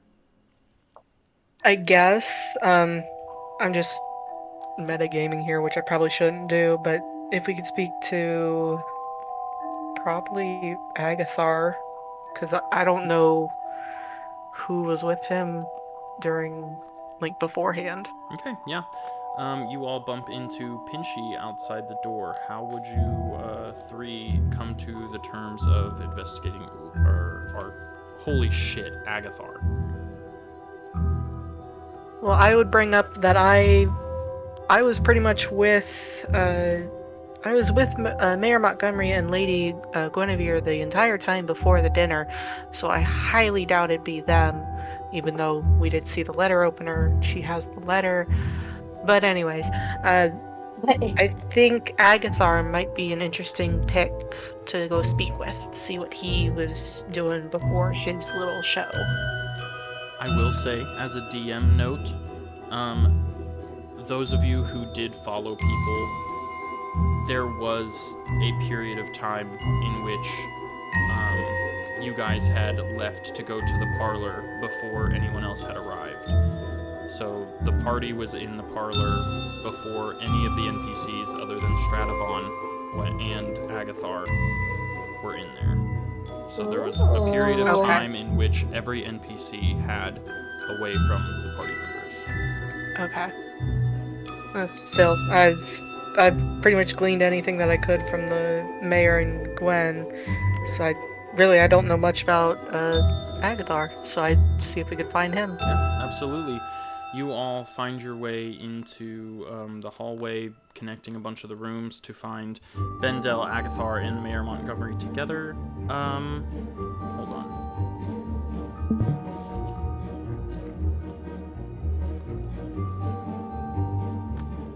Yeah. And you find them looking around for clues. Have you guys found anything up here? Mayor Montgomery speaks up. Well, we can't quite figure much out, but indeed, we continue the search. Well, what have you found? Roll a persuasion check.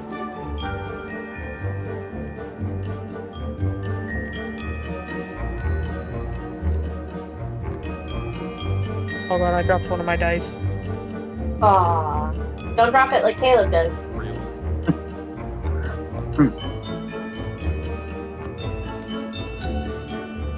Oh, it was the wrong dice anyways. That's a D8. What am I doing rolling that? I don't know. Felt great. Felt like the right move. 38, that's a pass. Yeah, absolutely. Bendel speaks up and he says, "Well, we haven't found anything yet, but we intend to investigate in the Archmage's quarters here next. We were actually on our way there when you all encountered us here." I'm going to drop the knowledge that we found, or that we went to go look at his body and we saw he was stabbed, and that he had magic guarding him, but it was dispelled, and I want to look at them and see how they react. Okay. Roll a perception check.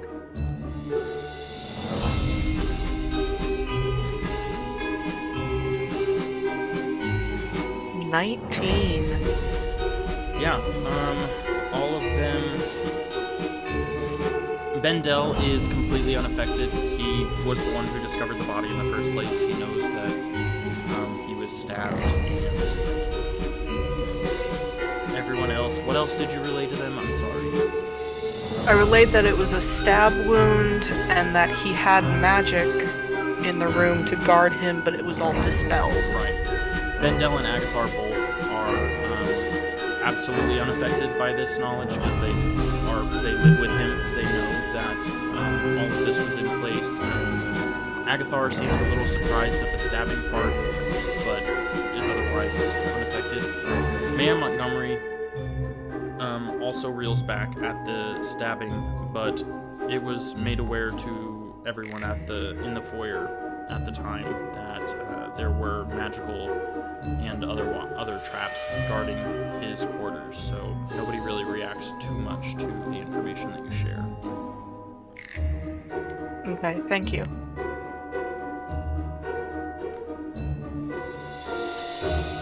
Would you all like to investigate more, or should we move on? I have a quick question first. Mhm. Does my Okay. is my momentum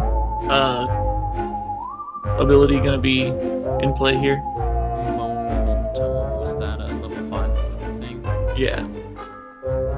I don't see it. Is it from your adventuring background? Yeah, it's under Dungeoneer. Does this count as a dungeon? I mean, I can see it.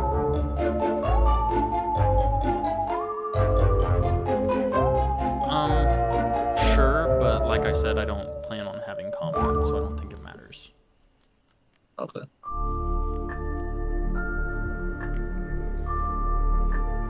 Alright, we will move on then to Lady and Clay and their investigation of Stradivon and Lady Gwendolyn. What would you all like to do now? No lie, I have no clue. I think I'd look over at Lady and be like, Lady, I don't know. I'm not getting the vibe that it's either of them, and especially Lady Gwendolyn. She's kind of distraught. So maybe we should go try someone else. Okay. And then as like we turn around, I just kind of like look at them, like waiting to see if there would be like a reaction, as if they would say something or not. For sure, roll perception. Ooh.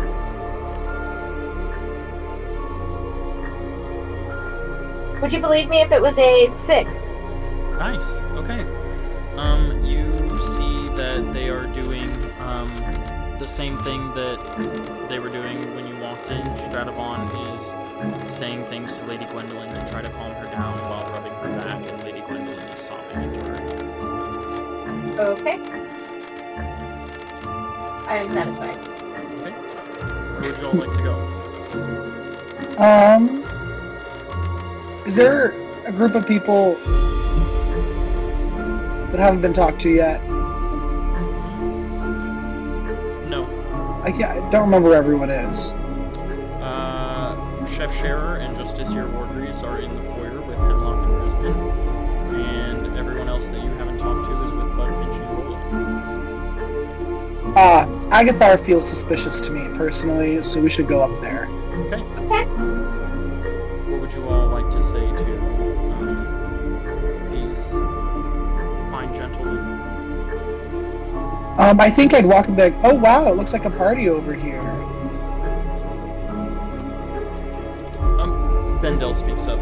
Yes, it's, well, we were on our way to investigate the crime scene when these three stopped us. Oh, what did they find?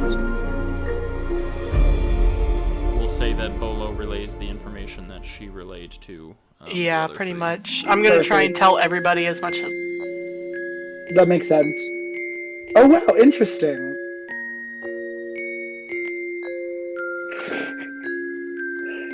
My brain I mean, died. it's not much. Yeah, and it's not much, it's just he's been stabbed. It's so cool. Wow, stabbing's kind of brutal. That feels like a strong person's thing. Indeed, Mayor Montgomery speaks up. He says, Though I don't believe much investigating is getting done with all of us standing here, it would be much more useful if you all would go through, each of the rooms to see if, maybe something, I don't know, the murder weapon or anything. There might be clues anywhere. I mean, that's why we were running through each individual room, but I do believe that it would be more helpful if we investigated split up and, we would like to see the crime scene. So, if you don't mind. Yes, not at all. Let's you go can see the crime scene. Crime scene, yeah. Let's. Okay, is everybody going? I would actually like to stay and go through the rooms if possible. Absolutely. I also would like to stay and go through the rooms.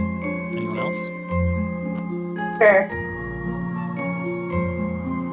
Alright, so Bendel, Agathar, Mayor Montgomery, Bud, and Pinchy are all returning to the bedroom? Question mark. Mm-hmm. Yeah. Alright. You all head in there as things begin to take place. We will head back over to Clay, Bolo, and Lady.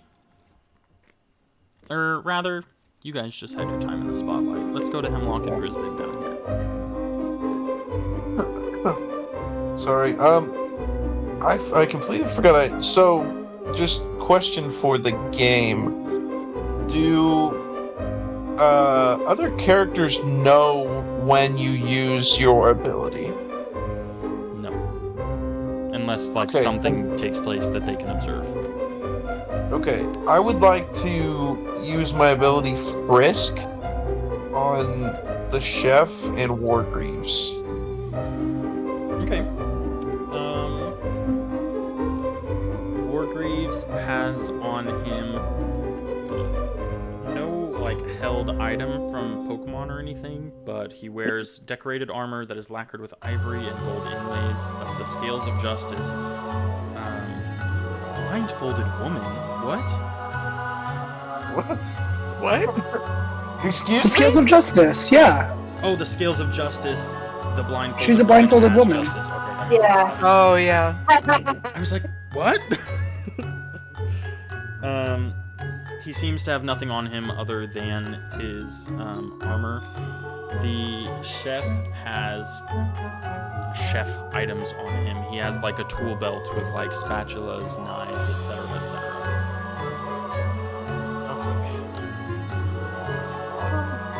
I think at this point, and I don't know if Hemlock wants to come with, but I want to probably explore the basement a little bit. Absolutely. Hemlock, would you like to join? Yeah.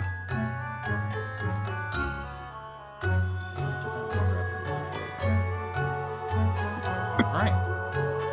You all find yourselves in the basement. Once again, it is a relatively small room that holds several casks of ale and wine, as well as what appears to be a small holding cell with iron bars, should the master of the mansion decide that the guest has gotten too rowdy. What are you all doing in the basement? I think I just kind of want to look around, maybe roll a perception check to see if there's anything I find out of the ordinary. Absolutely. Do as much. Can I help him and give him advantage? For sure. Awesome. Okay. That is a 26, so that's pass. Yeah.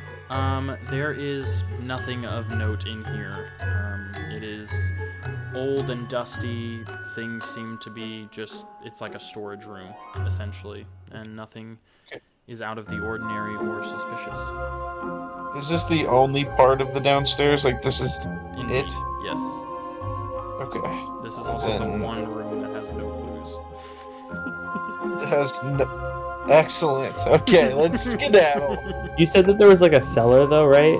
Yeah, it's like an iron bar cell, like in the corner. So like when Hemlock finally sees that, he kind of like has a 1,000-yard stare, and then just looks back and is like, "I don't think there's anything here, Grizzy.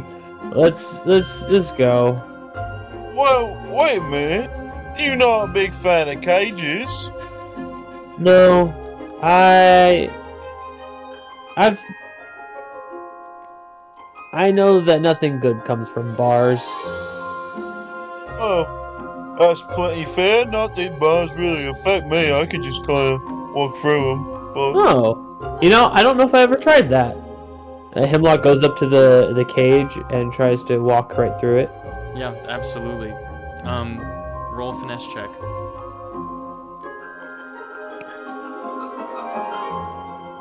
Oh my gosh, I almost got 100. A 45. Is that a success? It's barely a fail. Yeah, Hemlock 43. walks up to the bars and squishes himself into them. He really tries to squeeze between the bars. You get like a little bit, because I imagine coughing as sort of like a giant lung creature. So like your skin pushes between the bars just a little bit, but you're ultimately unable to go through.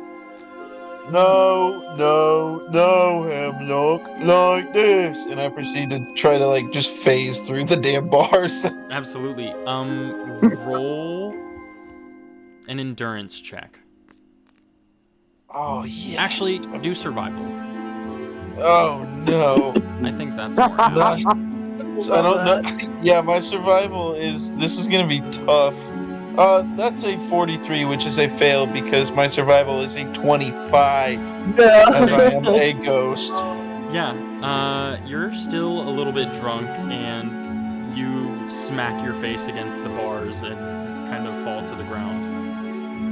Oh, well, son of a bitch. No wonder you couldn't get through it. It must be enchanted. Okay, so we have our next clue. We have to find who enchanted this cell. They must be behind it all. I think you're onto something now. Okay, now who was psychic? Who's a psychic type? Who could enchant things? Wait a second. Wait. I think our little Latios friend is a psychic type. Let's go find them. You all do remember that there is Agathar, the apprentice, and Archmage Ulick were also psychic types. As you head back. Oh shit, there's a lot. Okay, I did forget that. Would you still like to head towards Justice or Wardries, or change your target? I think honestly, it probably wouldn't be a bad idea for us to go to the actual room of the incident, because I kind of want to frisk that body too. Ooh, yeah, let's go there. Absolutely. You all end up here as we head back to Claybo and Lady. What would you all like to investigate? I'm gonna suggest that I work from the right side of the room and go counterclockwise. If anybody would like to join me doing that. I'll actually go opposite. Meet in the middle? I'll go random. Yeah. And I'll go random. Alright. Lady, roll a d8. D8? Oh, sorry, this one.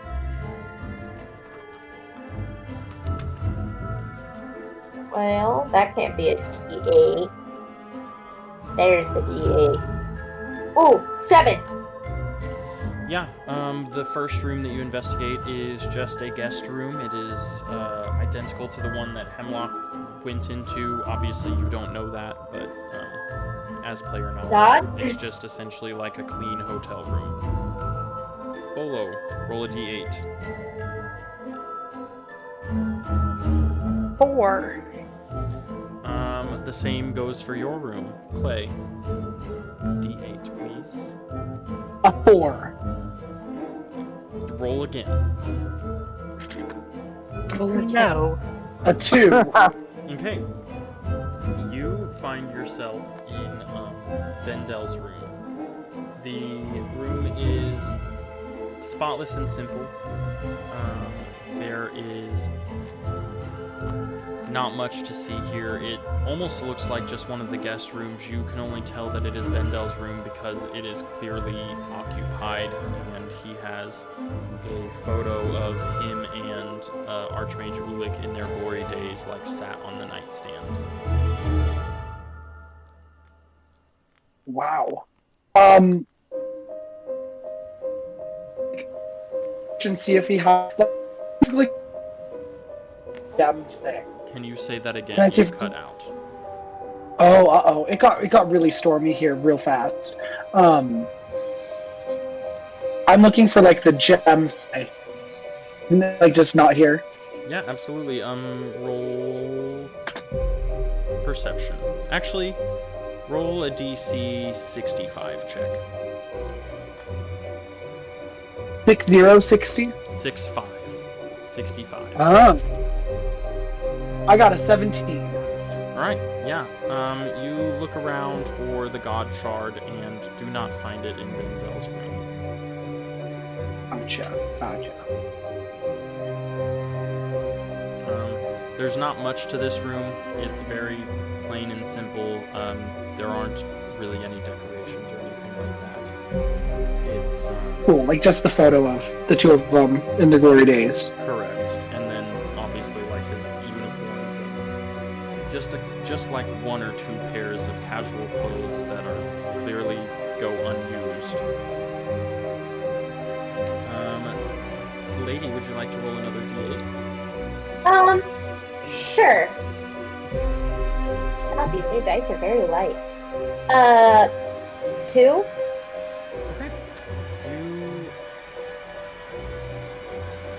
Never mind, roll again. That's what play rolled. 5. The next room that you investigate looks the exact same. It is a guest room. Bolo, roll a d8. 1. Okay. Ooh. The next room you find yourself in is Agathar's. It is fairly similar to how I described Bendel's room. It is incredibly simple. It's a bit more messy, as you would imagine, like a researcher's room would be. There are kind of papers, writing implements strewn about, poems, dirty clothes, but otherwise it is incredibly simple. There don't seem to be any extraneous decorations or anything like that. Okay. Could I just have a look around the room to see if I can find like notes from the trip that he was talking about before the dinner? Absolutely. Roll a DC 60 check. 42. Yeah. There is like a journal that you find in his nightstand that describes pretty much exactly what he stated in the parlor during the dinner or before the dinner. There's nothing other than a few like small details about like their day-to-day stuff while they were on the adventure. Everything seems to line up with what he said. You also find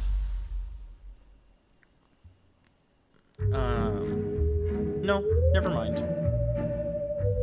That's irrelevant. I don't find anything else. No, that's just irrelevant. It is just written in like it's written in a purple ink, we'll say. Matching like the purple that Agathar and Ulick were wearing. It seems to be like a personal favorite. Okay, Clay, thank you. roll another d8.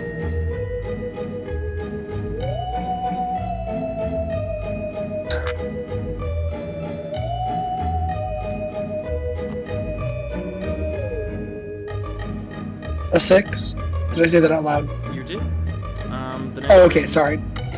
The next room you find yourself in is just a guest room.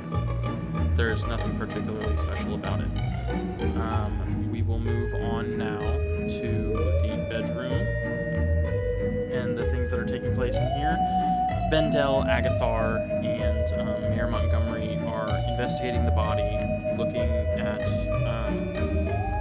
anything in the room that may be of note. Generally investigating. What would you all like to do? I'm gonna listen in, see if any of them find anything that I didn't or anything out of place. Can I look at the table? Is it another puzzle? It's not a puzzle. Oh. Pinchy, you check check out the table. It is, let me find the description.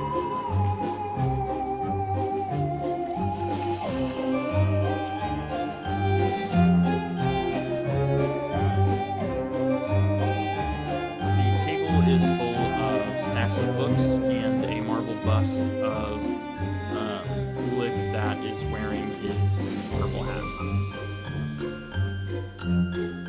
That's all. Bud, what did you say you were doing? I apologize. Listening to the NPCs examine the body and see if they don't see anything that I didn't. Yeah, absolutely.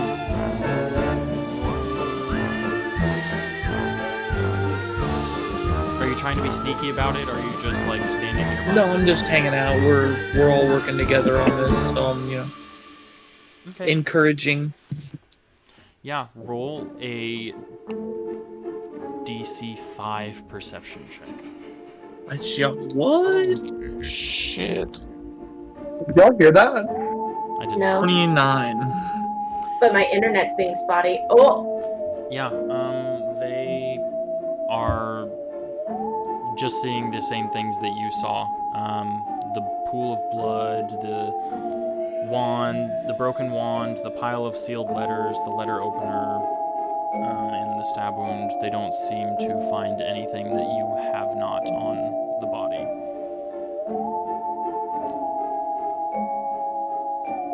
Alrighty. Can I, just as I walked in, and could I frisk all of the NPCs I passed by? Absolutely. I'm just gonna make it short and simple because we're running short on time. None of them are holding anything out of the ordinary. Can I roll a perception check to see if there's maybe something misplaced in the room? Absolutely. We will make it. We'll make it a. No, just a perception check is good. That is a 13. Perfect. You notice that.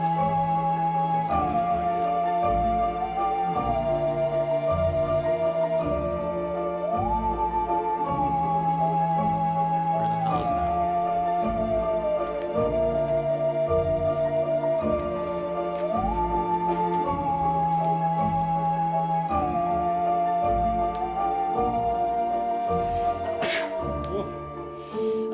Bless you. Bless you. Excuse me. Bless you again.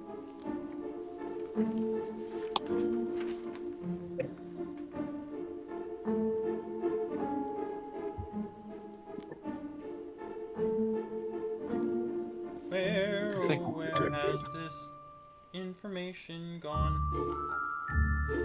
I think just for background, I think Grisbin and Hemlock are both just randomly accusing people of enchanting the cellar Definitely. downstairs. Absolutely. Hemlock goes to the body and is just like, "Are we sure he didn't do it?" Ooh, I guess I could use my evaluator to see if the body is even really dead. oh. See if there's any HP left. Yeah, this man is completely and utterly dead. Oh, actually, I would like to big brain something in the process. Could I evaluate any of the NPCs to see if they lost health, as in like a struggle of some sort? Sorry. Absolutely. Oh. Why wasn't I thinking of that? That's so good. You evaluate each individual one of them, and everybody except for Archmage Ulick seems to be in perfect health. Shit. Thought I was onto something there. That was good. Of the ones in the room. I think Grisbin's just gonna kind of make it out loud now. He's gonna, oh, all of you seem to be doing perfectly good and healthy today. Good to know. Absolutely. Okay, I can't find this. I remember the general idea of what it is. I have no fucking clue where it's at.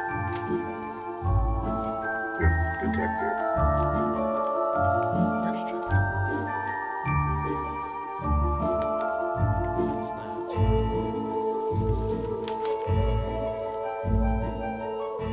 And is this a well lit room? Yes, it is. I mean, it's somewhat dimly lit just because it's like stars that are in the ceiling, but it's like you can still clearly see everything. Okay.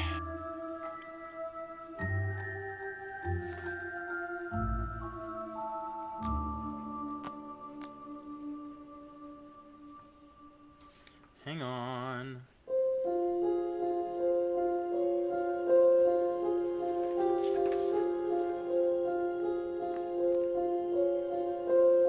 Okay. In the corner near the bed, you notice that there is a portrait of a young Lady Gwendolyn, and it seems slightly crooked. Grisbin, that was the result of your perception check. Sorry that took so long. Ooh. No, that is excellent information. As in, okay, it looks slightly moved. As in, maybe it looks like someone picked it up to look at it or turned it. Potentially. Would you like to go investigate further? I think Grisbin would love nothing less. Alright, what would you do to, were you just like looking at it? Are you gonna pick it up? Are you gonna, what's happening?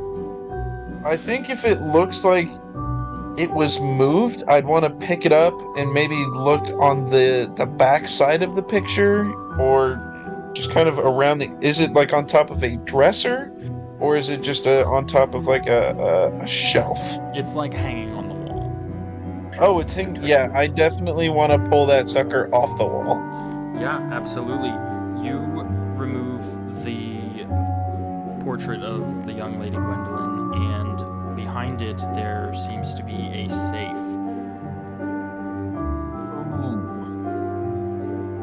Does it look like it's a?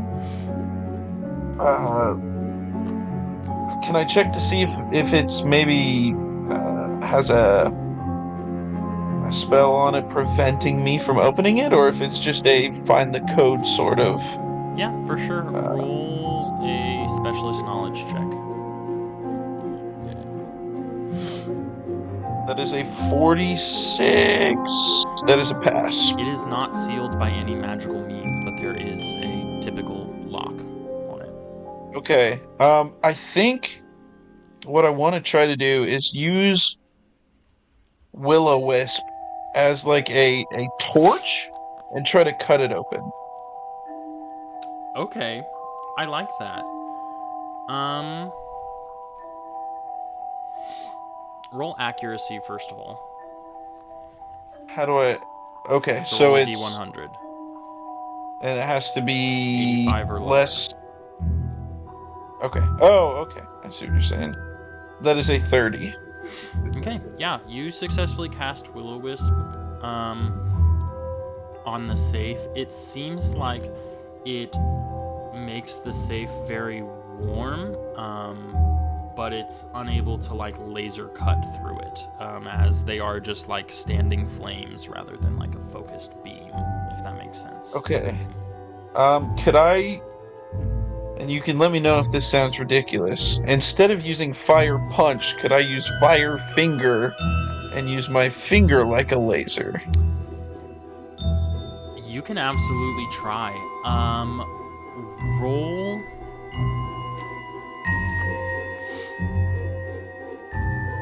Roll at disadvantage for still being a bit drunk. A DC 20 check. That would be an 87. Yeah, no, you try, but you just can't seem to get the fire from encapsulating your whole fist to just being like a focused thing. Okay, then I think I'll just report my findings to my friends, not so much the other people I don't know very well, because I don't know if they're here for bad deeds. But I think especially I'm gonna report to Hemlock, because Hemlock and I are cage buddies now. Yay, cage buddies!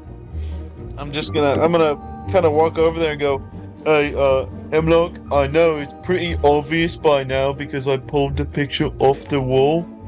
You But I did? think, oh yeah, I think there's a safe Oh. on the wall, and I tried to make my finger into a little fire laser pointer sort of deal, but Cool. I'm still a little hungover, and I couldn't quite Oh. use my hand to pierce the safe. So, I think we have to find a code of some sort.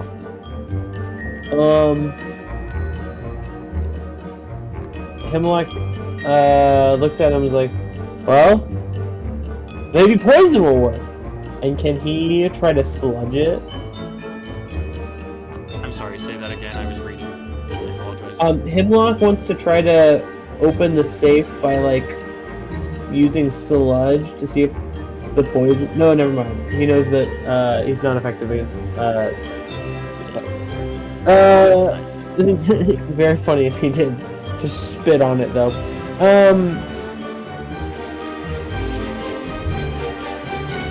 I guess yeah. I guess we need to find We can this grab dude didn't Pinchy have and any. Bud. Yeah, I guess we could do that. Maybe maybe we should find Bolo. Bolo usually knows what's going on too. I think that is a fantastic idea. Alright. So you two leave to find Bolo. Bud and Pinchy, what would you all like to do in here? Or is there anything else you would like to do in here before we move on? Can I continue looking under things like the bed and I guess really just the bed's left? For sure. Roll a perception check. And I want to make sure Pinchy and Bud both saw the safe on the wall. Okay, yeah, absolutely. We can say that. I got a 13. Okay. There is nothing unusual under the bed. It seems like old tomes and things that he just holds dear. Like there's a crate with like old shoes in it and everything. Things you would typically find under a bed. Nothing out of the ordinary. And I put his shoes on. Absolutely. Getting into character. The shoes are way too large for you. As a Trapinch has little nubs for feet, Orangaroo has monkey feet that are like hands. So they're very wide, and the shoes are comically too large for Pinchy. So, what was that? As they should be. With that, we will move back over to Lady Bolo and Clay over here, as the last room that you all need to investigate is Chef Scherer's room. We'll say that you all go in together. Yeah, just have a look around the last room. Do a little wraparound. Lots of things to juggle here. So sorry. You're good.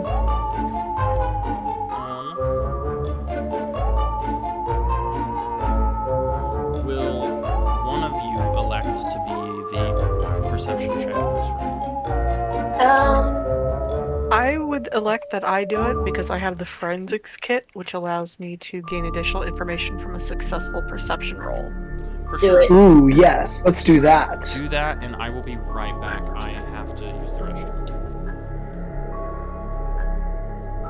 Okay, I guess I'll roll. I pass with a 53. So when he gets back. Ooh.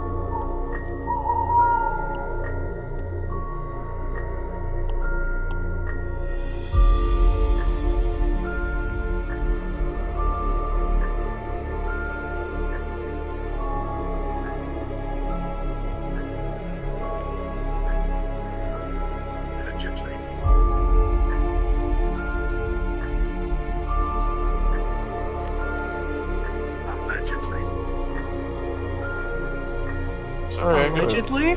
call from somebody. What's happened?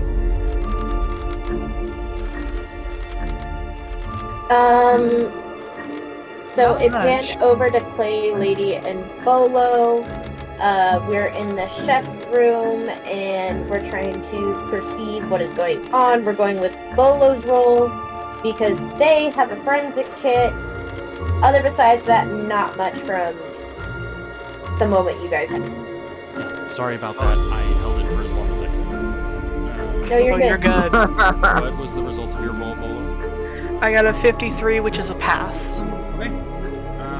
In this room, you see it is full of dirty dishes and cups from leftovers. Yeah, it is weirdly. Not the room is weirdly kitchen-like, but the things in the room are weirdly kitchen-like. Why would he have dirty dishes and fucking leftover cups in his room? But just that sort of general vibe. And do I gain any additional information from my forensics kit? Read off to me what your forensic kit does. Gain additional information from successful perception rolls that you wouldn't learn otherwise. Yeah, absolutely.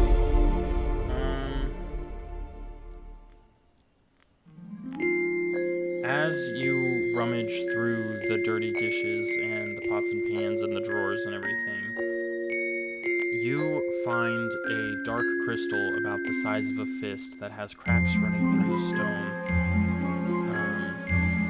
among, like, the piles of dirty dishes. Well, that's weird. And I'm gonna show it to the other two, because I think this is that God's Blade, but I don't know anything about that. I'm gonna give a really big gasp because that looks like a rock that described the little pedestal thing as. Is that That's the interesting. thing? I think that might be the thing. And then, can we tell Bolo everything that I found, except I don't want to say it out loud? Feel free, yeah, that happens. How Yeah. does Bolo react to the knowledge that Clay just relayed? Upon hearing all the information about it was like God's Blade, is that what you said it was? The God Shard. God Shard. Yeah. Upon hearing about this, I'm gonna use my last keen intuition to use it on the God Shard. Oh, Alright! So 2 truths and a lie, please. About the God Shard. Yes. Because I can do it about an item. Yes, no, I wasn't questioning that. I was just making sure that I could come up with something correct. 2 truths and a lie about the God Shard.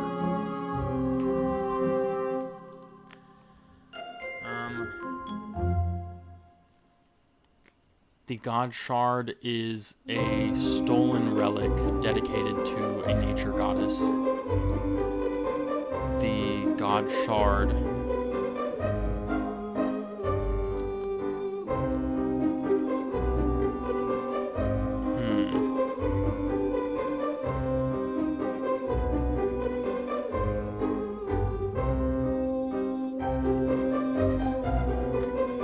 The guard shard itself has an innate power to it.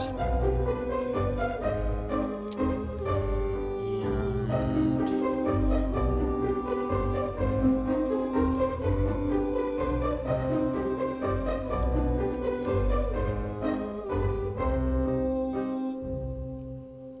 the god shard was damaged when it was stolen.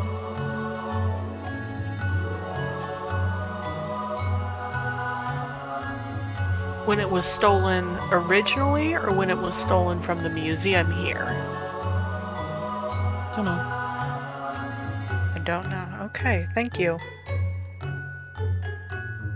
I'm gonna relay that to Clay and Lady. Oh my god, that's crazy. Do you relay that it is 2 truths and a lie, or do you just say these? I do facts say about it's 2 truths and a lie. I don't Okay. like.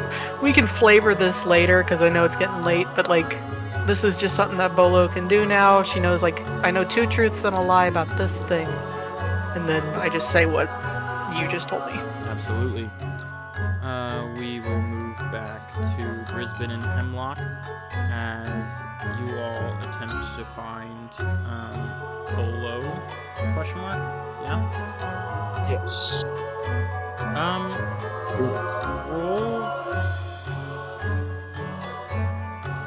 Roll a DC 75 check. One of you two. I rolled a 9. Okay. Yep, you all successfully locate Bolo as all the rooms doors are like open and were left open as they investigated them. You all like walk past and see them. I think we tried to like run, and so at least Grisbin is out of breath, being the big, thick Dustnor he is, and he's like, Bolo, you've got to listen to us. There's a safe on the wall of the bedroom where the big monkey man was killed. And get this, Yeah, what he we said. just found this thing in this room, and I think with this being a knife, this might just be a murder weapon. Well, what is that? And I kind of go into explanation, kind of telephoning what Lady and Clay told me. Telephone. Understandable. I love Like successfully telephoning or like Well, I figure you're also right there, so if I get something okay. wrong, I'd be like, no, I said this. It's a group effort. It was. Hemlock's like, what, you found that in this room? Yeah, we found it in here, and this is Oh. the chef's room. Hemlock looks really worried for a second. There's no way that was found in my drinking buddy's room. Oh my gosh. Oh no. Well, I mean, I won't lie about where I found it. I think that he needs to have either a stern talking to, or someone else needs to have a talk with him, because I have attachment problems and I will probably just let him off the hook.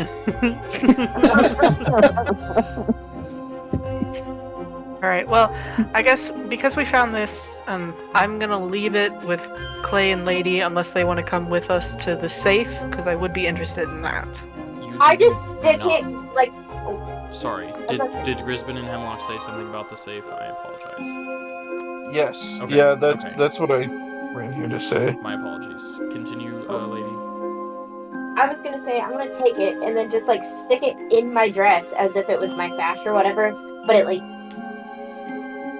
I don't know, disappears into an invisible purse or something. I don't know. For sure, you have it in your inventory. Bag of You holding. do like the Wonder Woman with the sword in her back. Yes. So Yeah. what exactly is the item called? The God Shard. God shard. The God Shard. I think Hemlock and I might stick back and explore if there's any other remaining rooms. Yeah.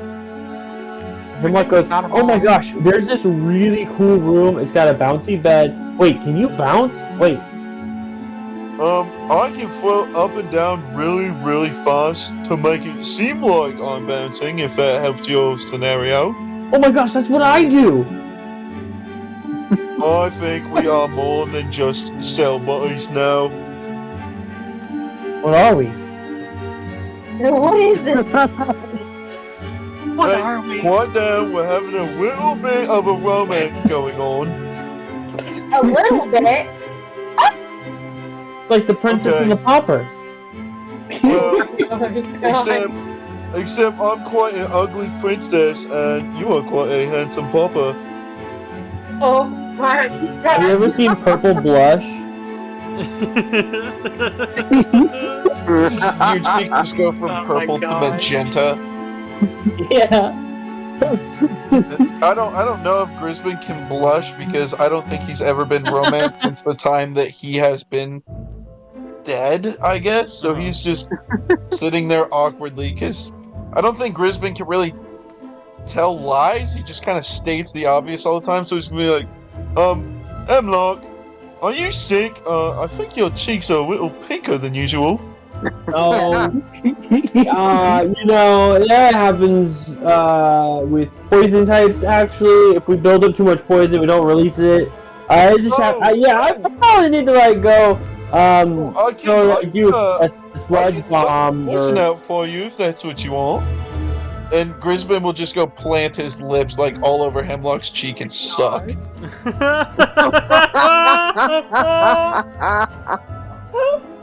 Oh, this is And new. like Dustmore's mouth is his entire stomach.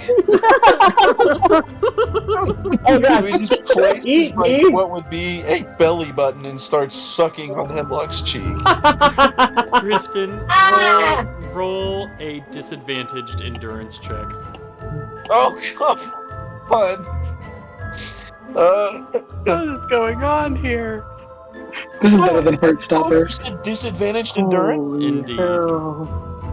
My worst was a 52, and my endurance is a 60. All right. I passed. Hemlock, could you also roll an endurance check?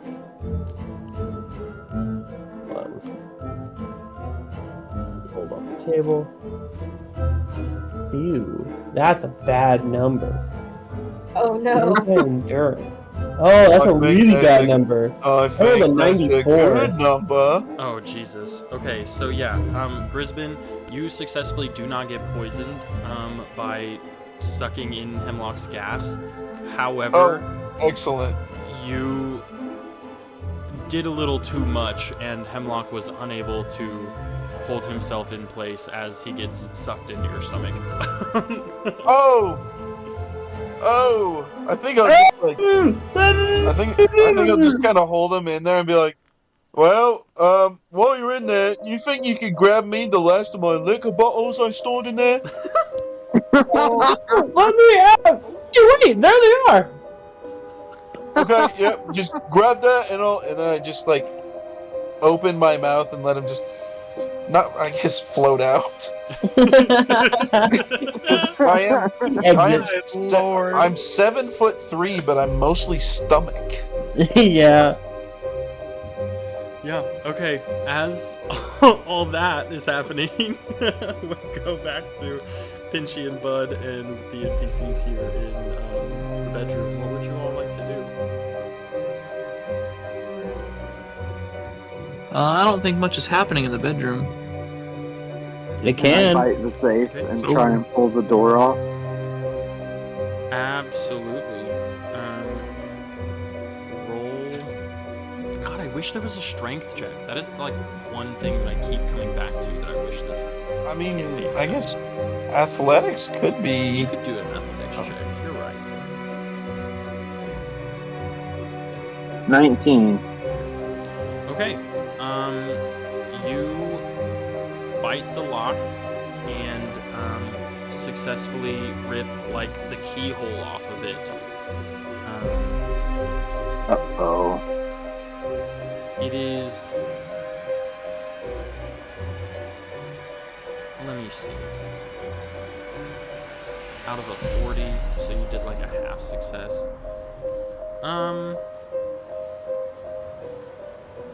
The safe is still closed.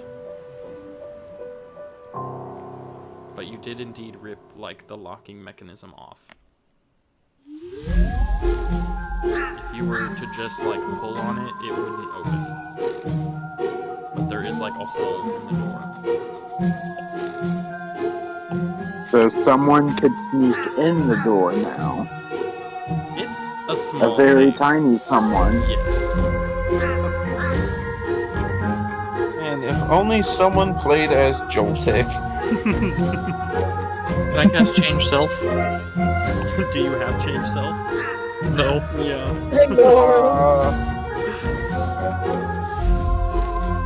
Rip.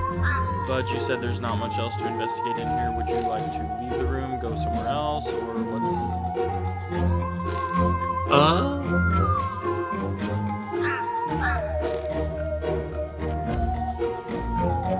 Say if these guys are kind of split up and are looking at other things throughout the room.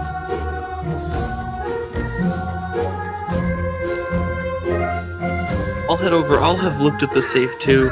I don't imagine I can do anything that Pinchy didn't, but Yeah, you would assume correctly. unless I can use. You said the keyhole got ripped off, Indeed. and it's just a key. It's not like a pin or anything. Yeah, correct. But it's like not the keyhole got ripped off, but like similar to the safe at work, as if that turning thing was a keyhole instead. Like that whole square that holds the thing got ripped off. It's just like a little bit smaller. Okay. So if we find a key, You could definitely Would it- insert the key into the dismantled locking mechanism. Yes, that is no longer attached to the safe.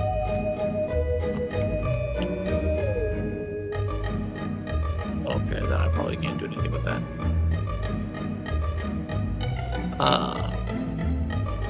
Then yeah, that's about all. Okay.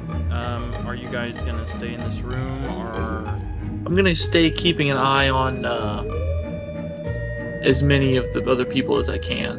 So the mayor and the Bendel and Agathar. okay? Pinchy. I will. Can I look? What? So, hold on. Is that room that right above us? Is that connected, or do I have to leave and go in another door?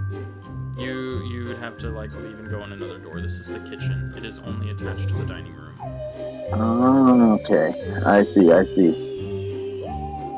Can I leave and go to? Is there a door like across that walkway?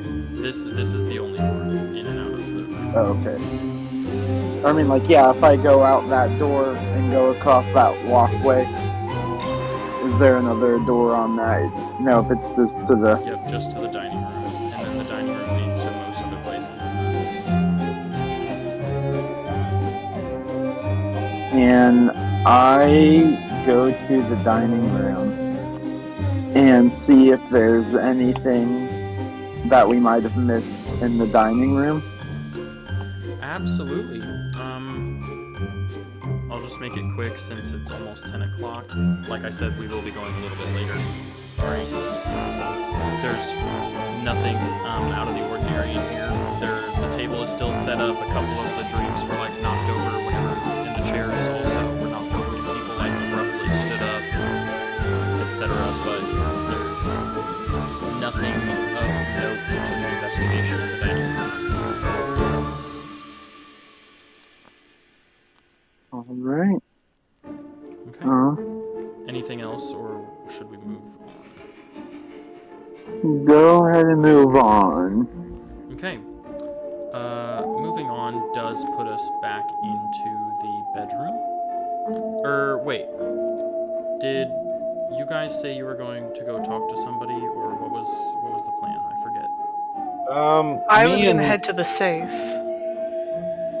Yeah, me and Hemlock are exploring / sucking. Yeah. I'll say that these guys probably relayed the information that they searched all of the guest rooms to you two before you split up. Oh, Yeah. okay, then we'll probably just travel as a group then. Okay.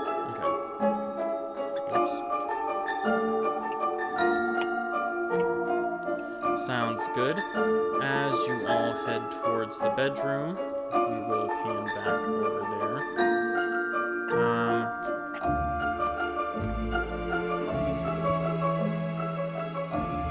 The NPCs noticed that everyone was gathering over in this area one by one, sort of, and then as groups, like just constantly back and forth.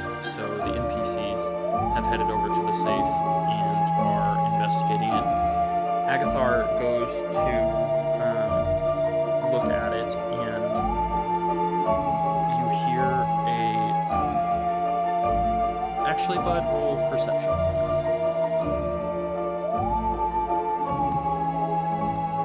72, that's a pass. Yeah, you hear Agathar let out a small, "Oh no." Everyone else, roll a perception check for me with DC 50. DC 50. 50. That's a 39. I One. pass. Can 98. Oh shit! I see Hold on. nothing. 46. 15. Okay. Those of you who succeeded notice a slight vibration in the floor and walls, and a bang sound comes from the southwestern part of the house. Something is not quite right. Bud, what you experience is a bit different. Hear Agathar mutter an "oh no" as he turns around and opens his meowstic ears to release a Thunderwave spell. Is that what the spell's called? Yeah, Thunderwave. Not the Pokemon move, but the actual spell. Is it Thunderwave? I think it's Thunderwave. Whatever. You all understand. It is Thunderwave. Okay. He turns around and uses the Thunderwave spell, and it knocks his 2 NPC companions backwards. Bendel is knocked into a nearby mound of curtains wrapped up in the bed, and is knocked unconscious, while Mayor Montgomery is blasted headfirst into a marble sink as he begins to bleed on the floor from his head. That's rude. Agathar realizes that this spell did not affect Bud, and is kind of speechless, just staring at him. Everyone else will head into the bedroom.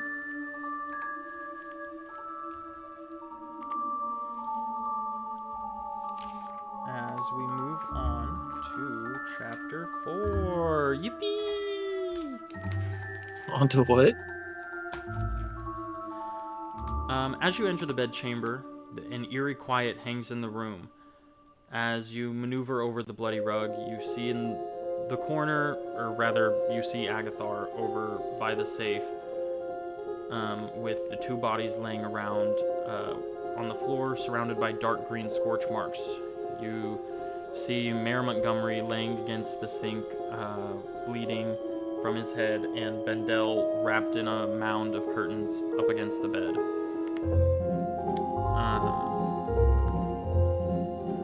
Agathar stands at the safe looking incredibly guilty.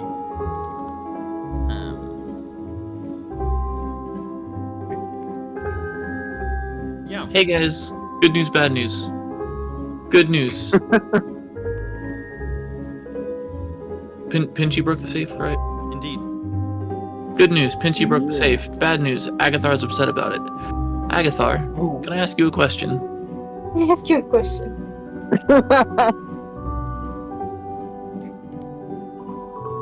What was that? What was that about? Was it necessary? I'm sorry. I realized that you all were. I'm sorry. I swear it wasn't me. Well, you see. Bud, can you roll a persuasion check? Persuasion? But that's not my. Oh, it's a 10. Yeah. It's fine. Agathar reveals that he's aware that the Archmage's will is stored in this safe, and he's also aware that Ulik had a large debt to pay to the town, as he had brokered a deal with the previous mayor to avoid paying taxes. And after that mayor was run out of town, Mayor Montgomery made it very clear that he was going to try to get that money back from Archmage Ulick to get the repayment. And Agathar knows that the will states that none of Ulick's possessions or treasures would go towards Agathar, as they would all have to go towards paying back the debt that Mayor Montgomery wants from him. Mr. Agathar, real quickly, would that will happen to be in paper form? Indeed. Well, I don't mean to alarm you, but as I was trying to get that safe open, I may or may not had to have used means of fire to attempt to get in, so, I hope that it is not just dust in there now. Agathar kind of goes pale as he realizes that the information he just told you was damning, especially if the will was burnt up. And he quickly, peeks inside the keyhole and sees and lets you all know that the paper is indeed intact. Oh, very nice. So the will says that Agathar doesn't get anything? Yes, and as his protege, you can imagine how much I deserve to receive at least something. I mean, these debts can be repaid, these debts can be wiped away, but I've worked so hard for so long. I panicked. I felt I deserved more. So when... Oh, what do you got? Oh, you go ahead. So when the Archmage dies, all of his possessions here will go to the town to settle these debts. Quite. That sounds like Mayor Montgomery would have the most reason to want him dead, to get his debt settled already, to get the town back in order. Montgomery, do you have anything to say? Mayor Montgomery Is he- is unresponsive. Okay, I was gonna ask, is he just bleeding, or is he really bleeding? Oh, can I, use my evaluator? See how much health he has left? Absolutely. Mayor Montgomery is dead. Oh, well, I don't mean to alarm you, but, our little Spinder seems to be knocked out, beyond comprehension, I suppose. I didn't mean to, I swear. I just wanted them to get away. Well, Mr. Agathar, I've got two options for you. You stop having reckless outbursts, or you're gonna have to sit in my tom-tom for the remainder of our stay. I promise nothing else of the sort will happen. I just panicked. It was a reflex. I swear I didn't mean to kill the mayor. Well, You didn't mean to kill him. I think, Didn't even know he was was dead anyone- until Grisbin said something. So you didn't stab him? Stab? The mayor? No, Oleg. Well, of course not. Why would I? What would I? Where's my drinking buddy right now?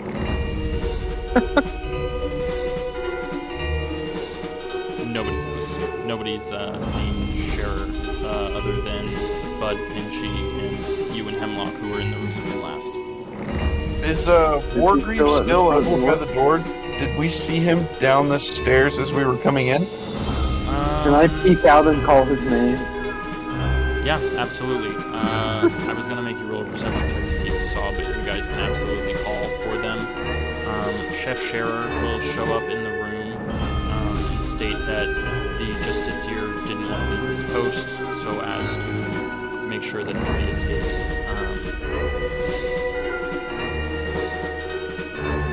If it isn't my good friend the chef.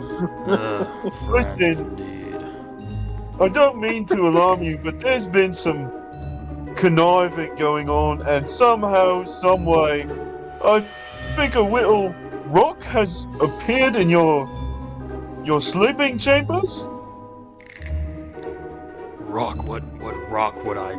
What are you talking about? Bolo, if you could take it from here, I'm not too good with words. Not too good. I can certainly try my best. So we just did a search of back rooms, and we found that you, in your room, had fuck. I didn't write down the name of it. The God shard.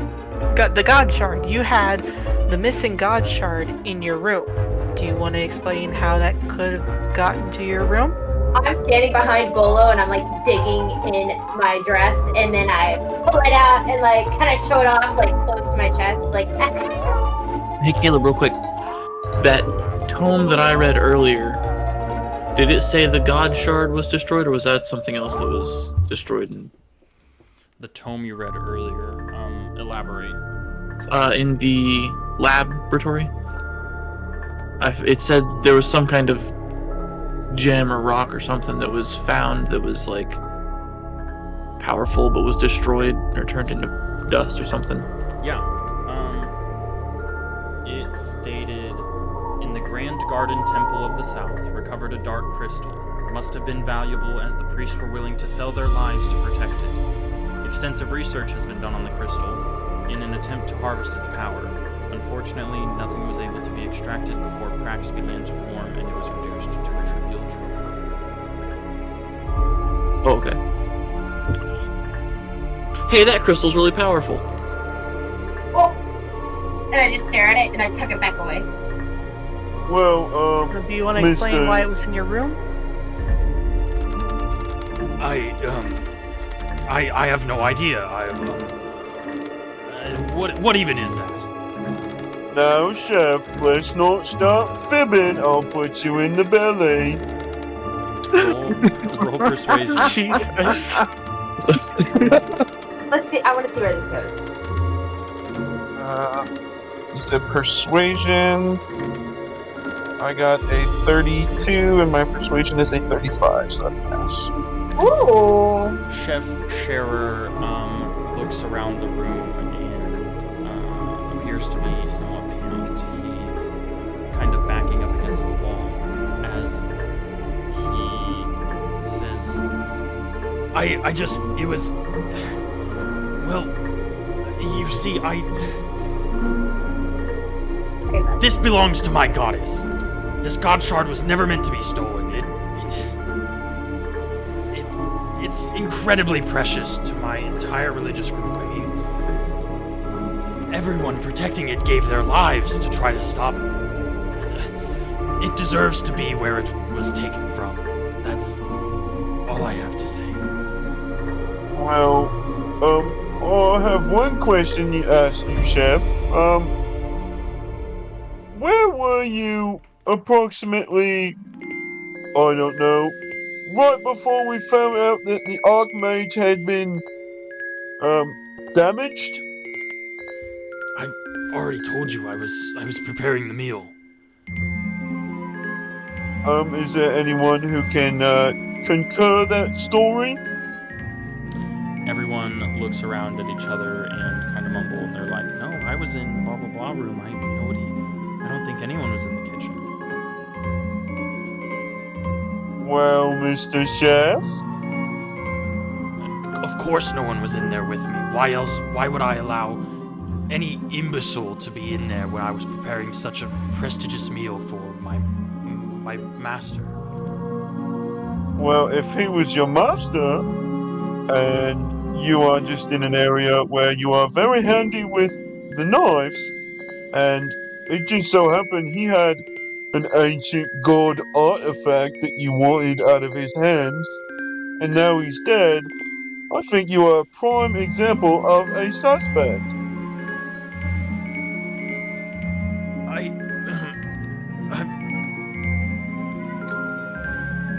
Um, It's It's okay, Chef. If you need a bottle of cognac, I've got one right here in my stomach if you need to take the edge off.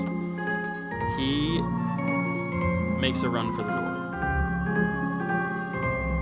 I'm going to, I hone claws real quick. Can Sure, I absolutely. make a reaction? I'm gonna send a will-o-wisp at his feet to catch them on fire. For sure. Roll accuracy.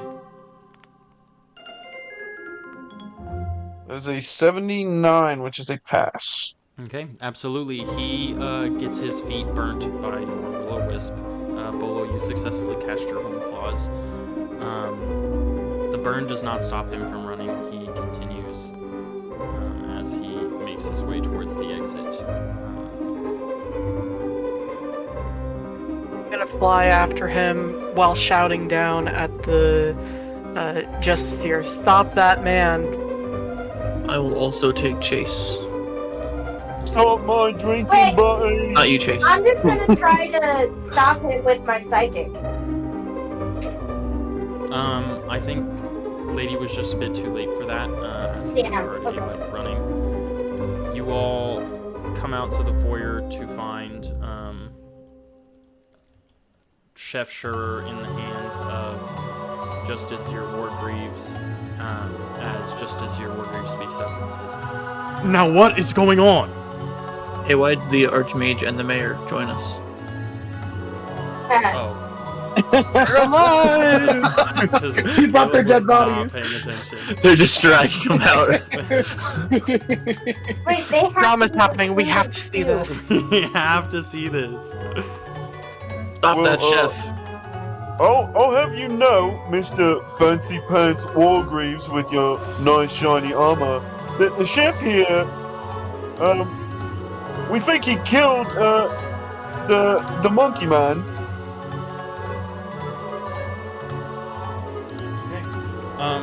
Justiciar Wargreaves speaks up and says, I've had enough of this. Everybody's here. I will cast the Zone of Truth. as he casts a spell, and everyone is now inclined to the point of irresistibly inclined, I suppose, to speak the truth. And he says, Now what is going on? We're At this playing point, a I'm gonna game on spill our computers. everything. sorry, what was that? I'm just gonna start blabbing on about like this happened and then this happened and then we found this and then we went over here and there's the safe and we think it's the chef who killed the Archmage. And I think Grisbin, he's just gonna go into a deep delving backstory about himself, about how he's always been insecure about the size of his stomach. Okay. Justiciar Wargreaves looks at the chef and he says, Is all of this true, Chef? Is it... What's your side of the story? and the chef looks at him and keeps his mouth shut as his head begins to hang. The Justiciar begins to handcuff Chef Schurer, and hold on.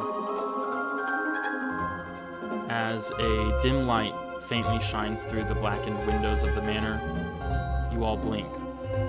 When your eyes reopen, you find yourself atop the small rocky crag with the door to an empty stone tower behind you and wet grass beneath your feet. You look around and see your fellow partygoers, a pair of corpses, and mounds of the mansion's contents strewn about. On the horizon, the dawn breaks on a new day. Justiciar Wargreaves takes Chef Scherer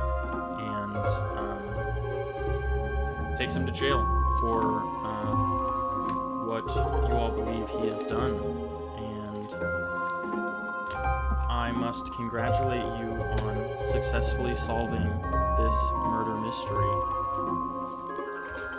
Yeah. Let's go! Oh, Can we also detain Come on. Agathar for killing the mayor? Yeah, we like- also need to get Agathar.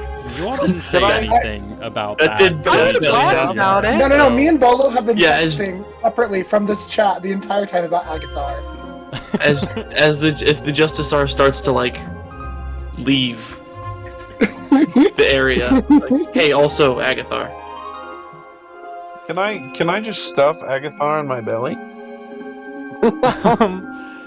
Yeah, we'll say that everyone tells Justice here Wargreaves about what happens, and as he turns around to attempt to handcuff Agathar again, he is disappeared, and Grisbin is standing in his place.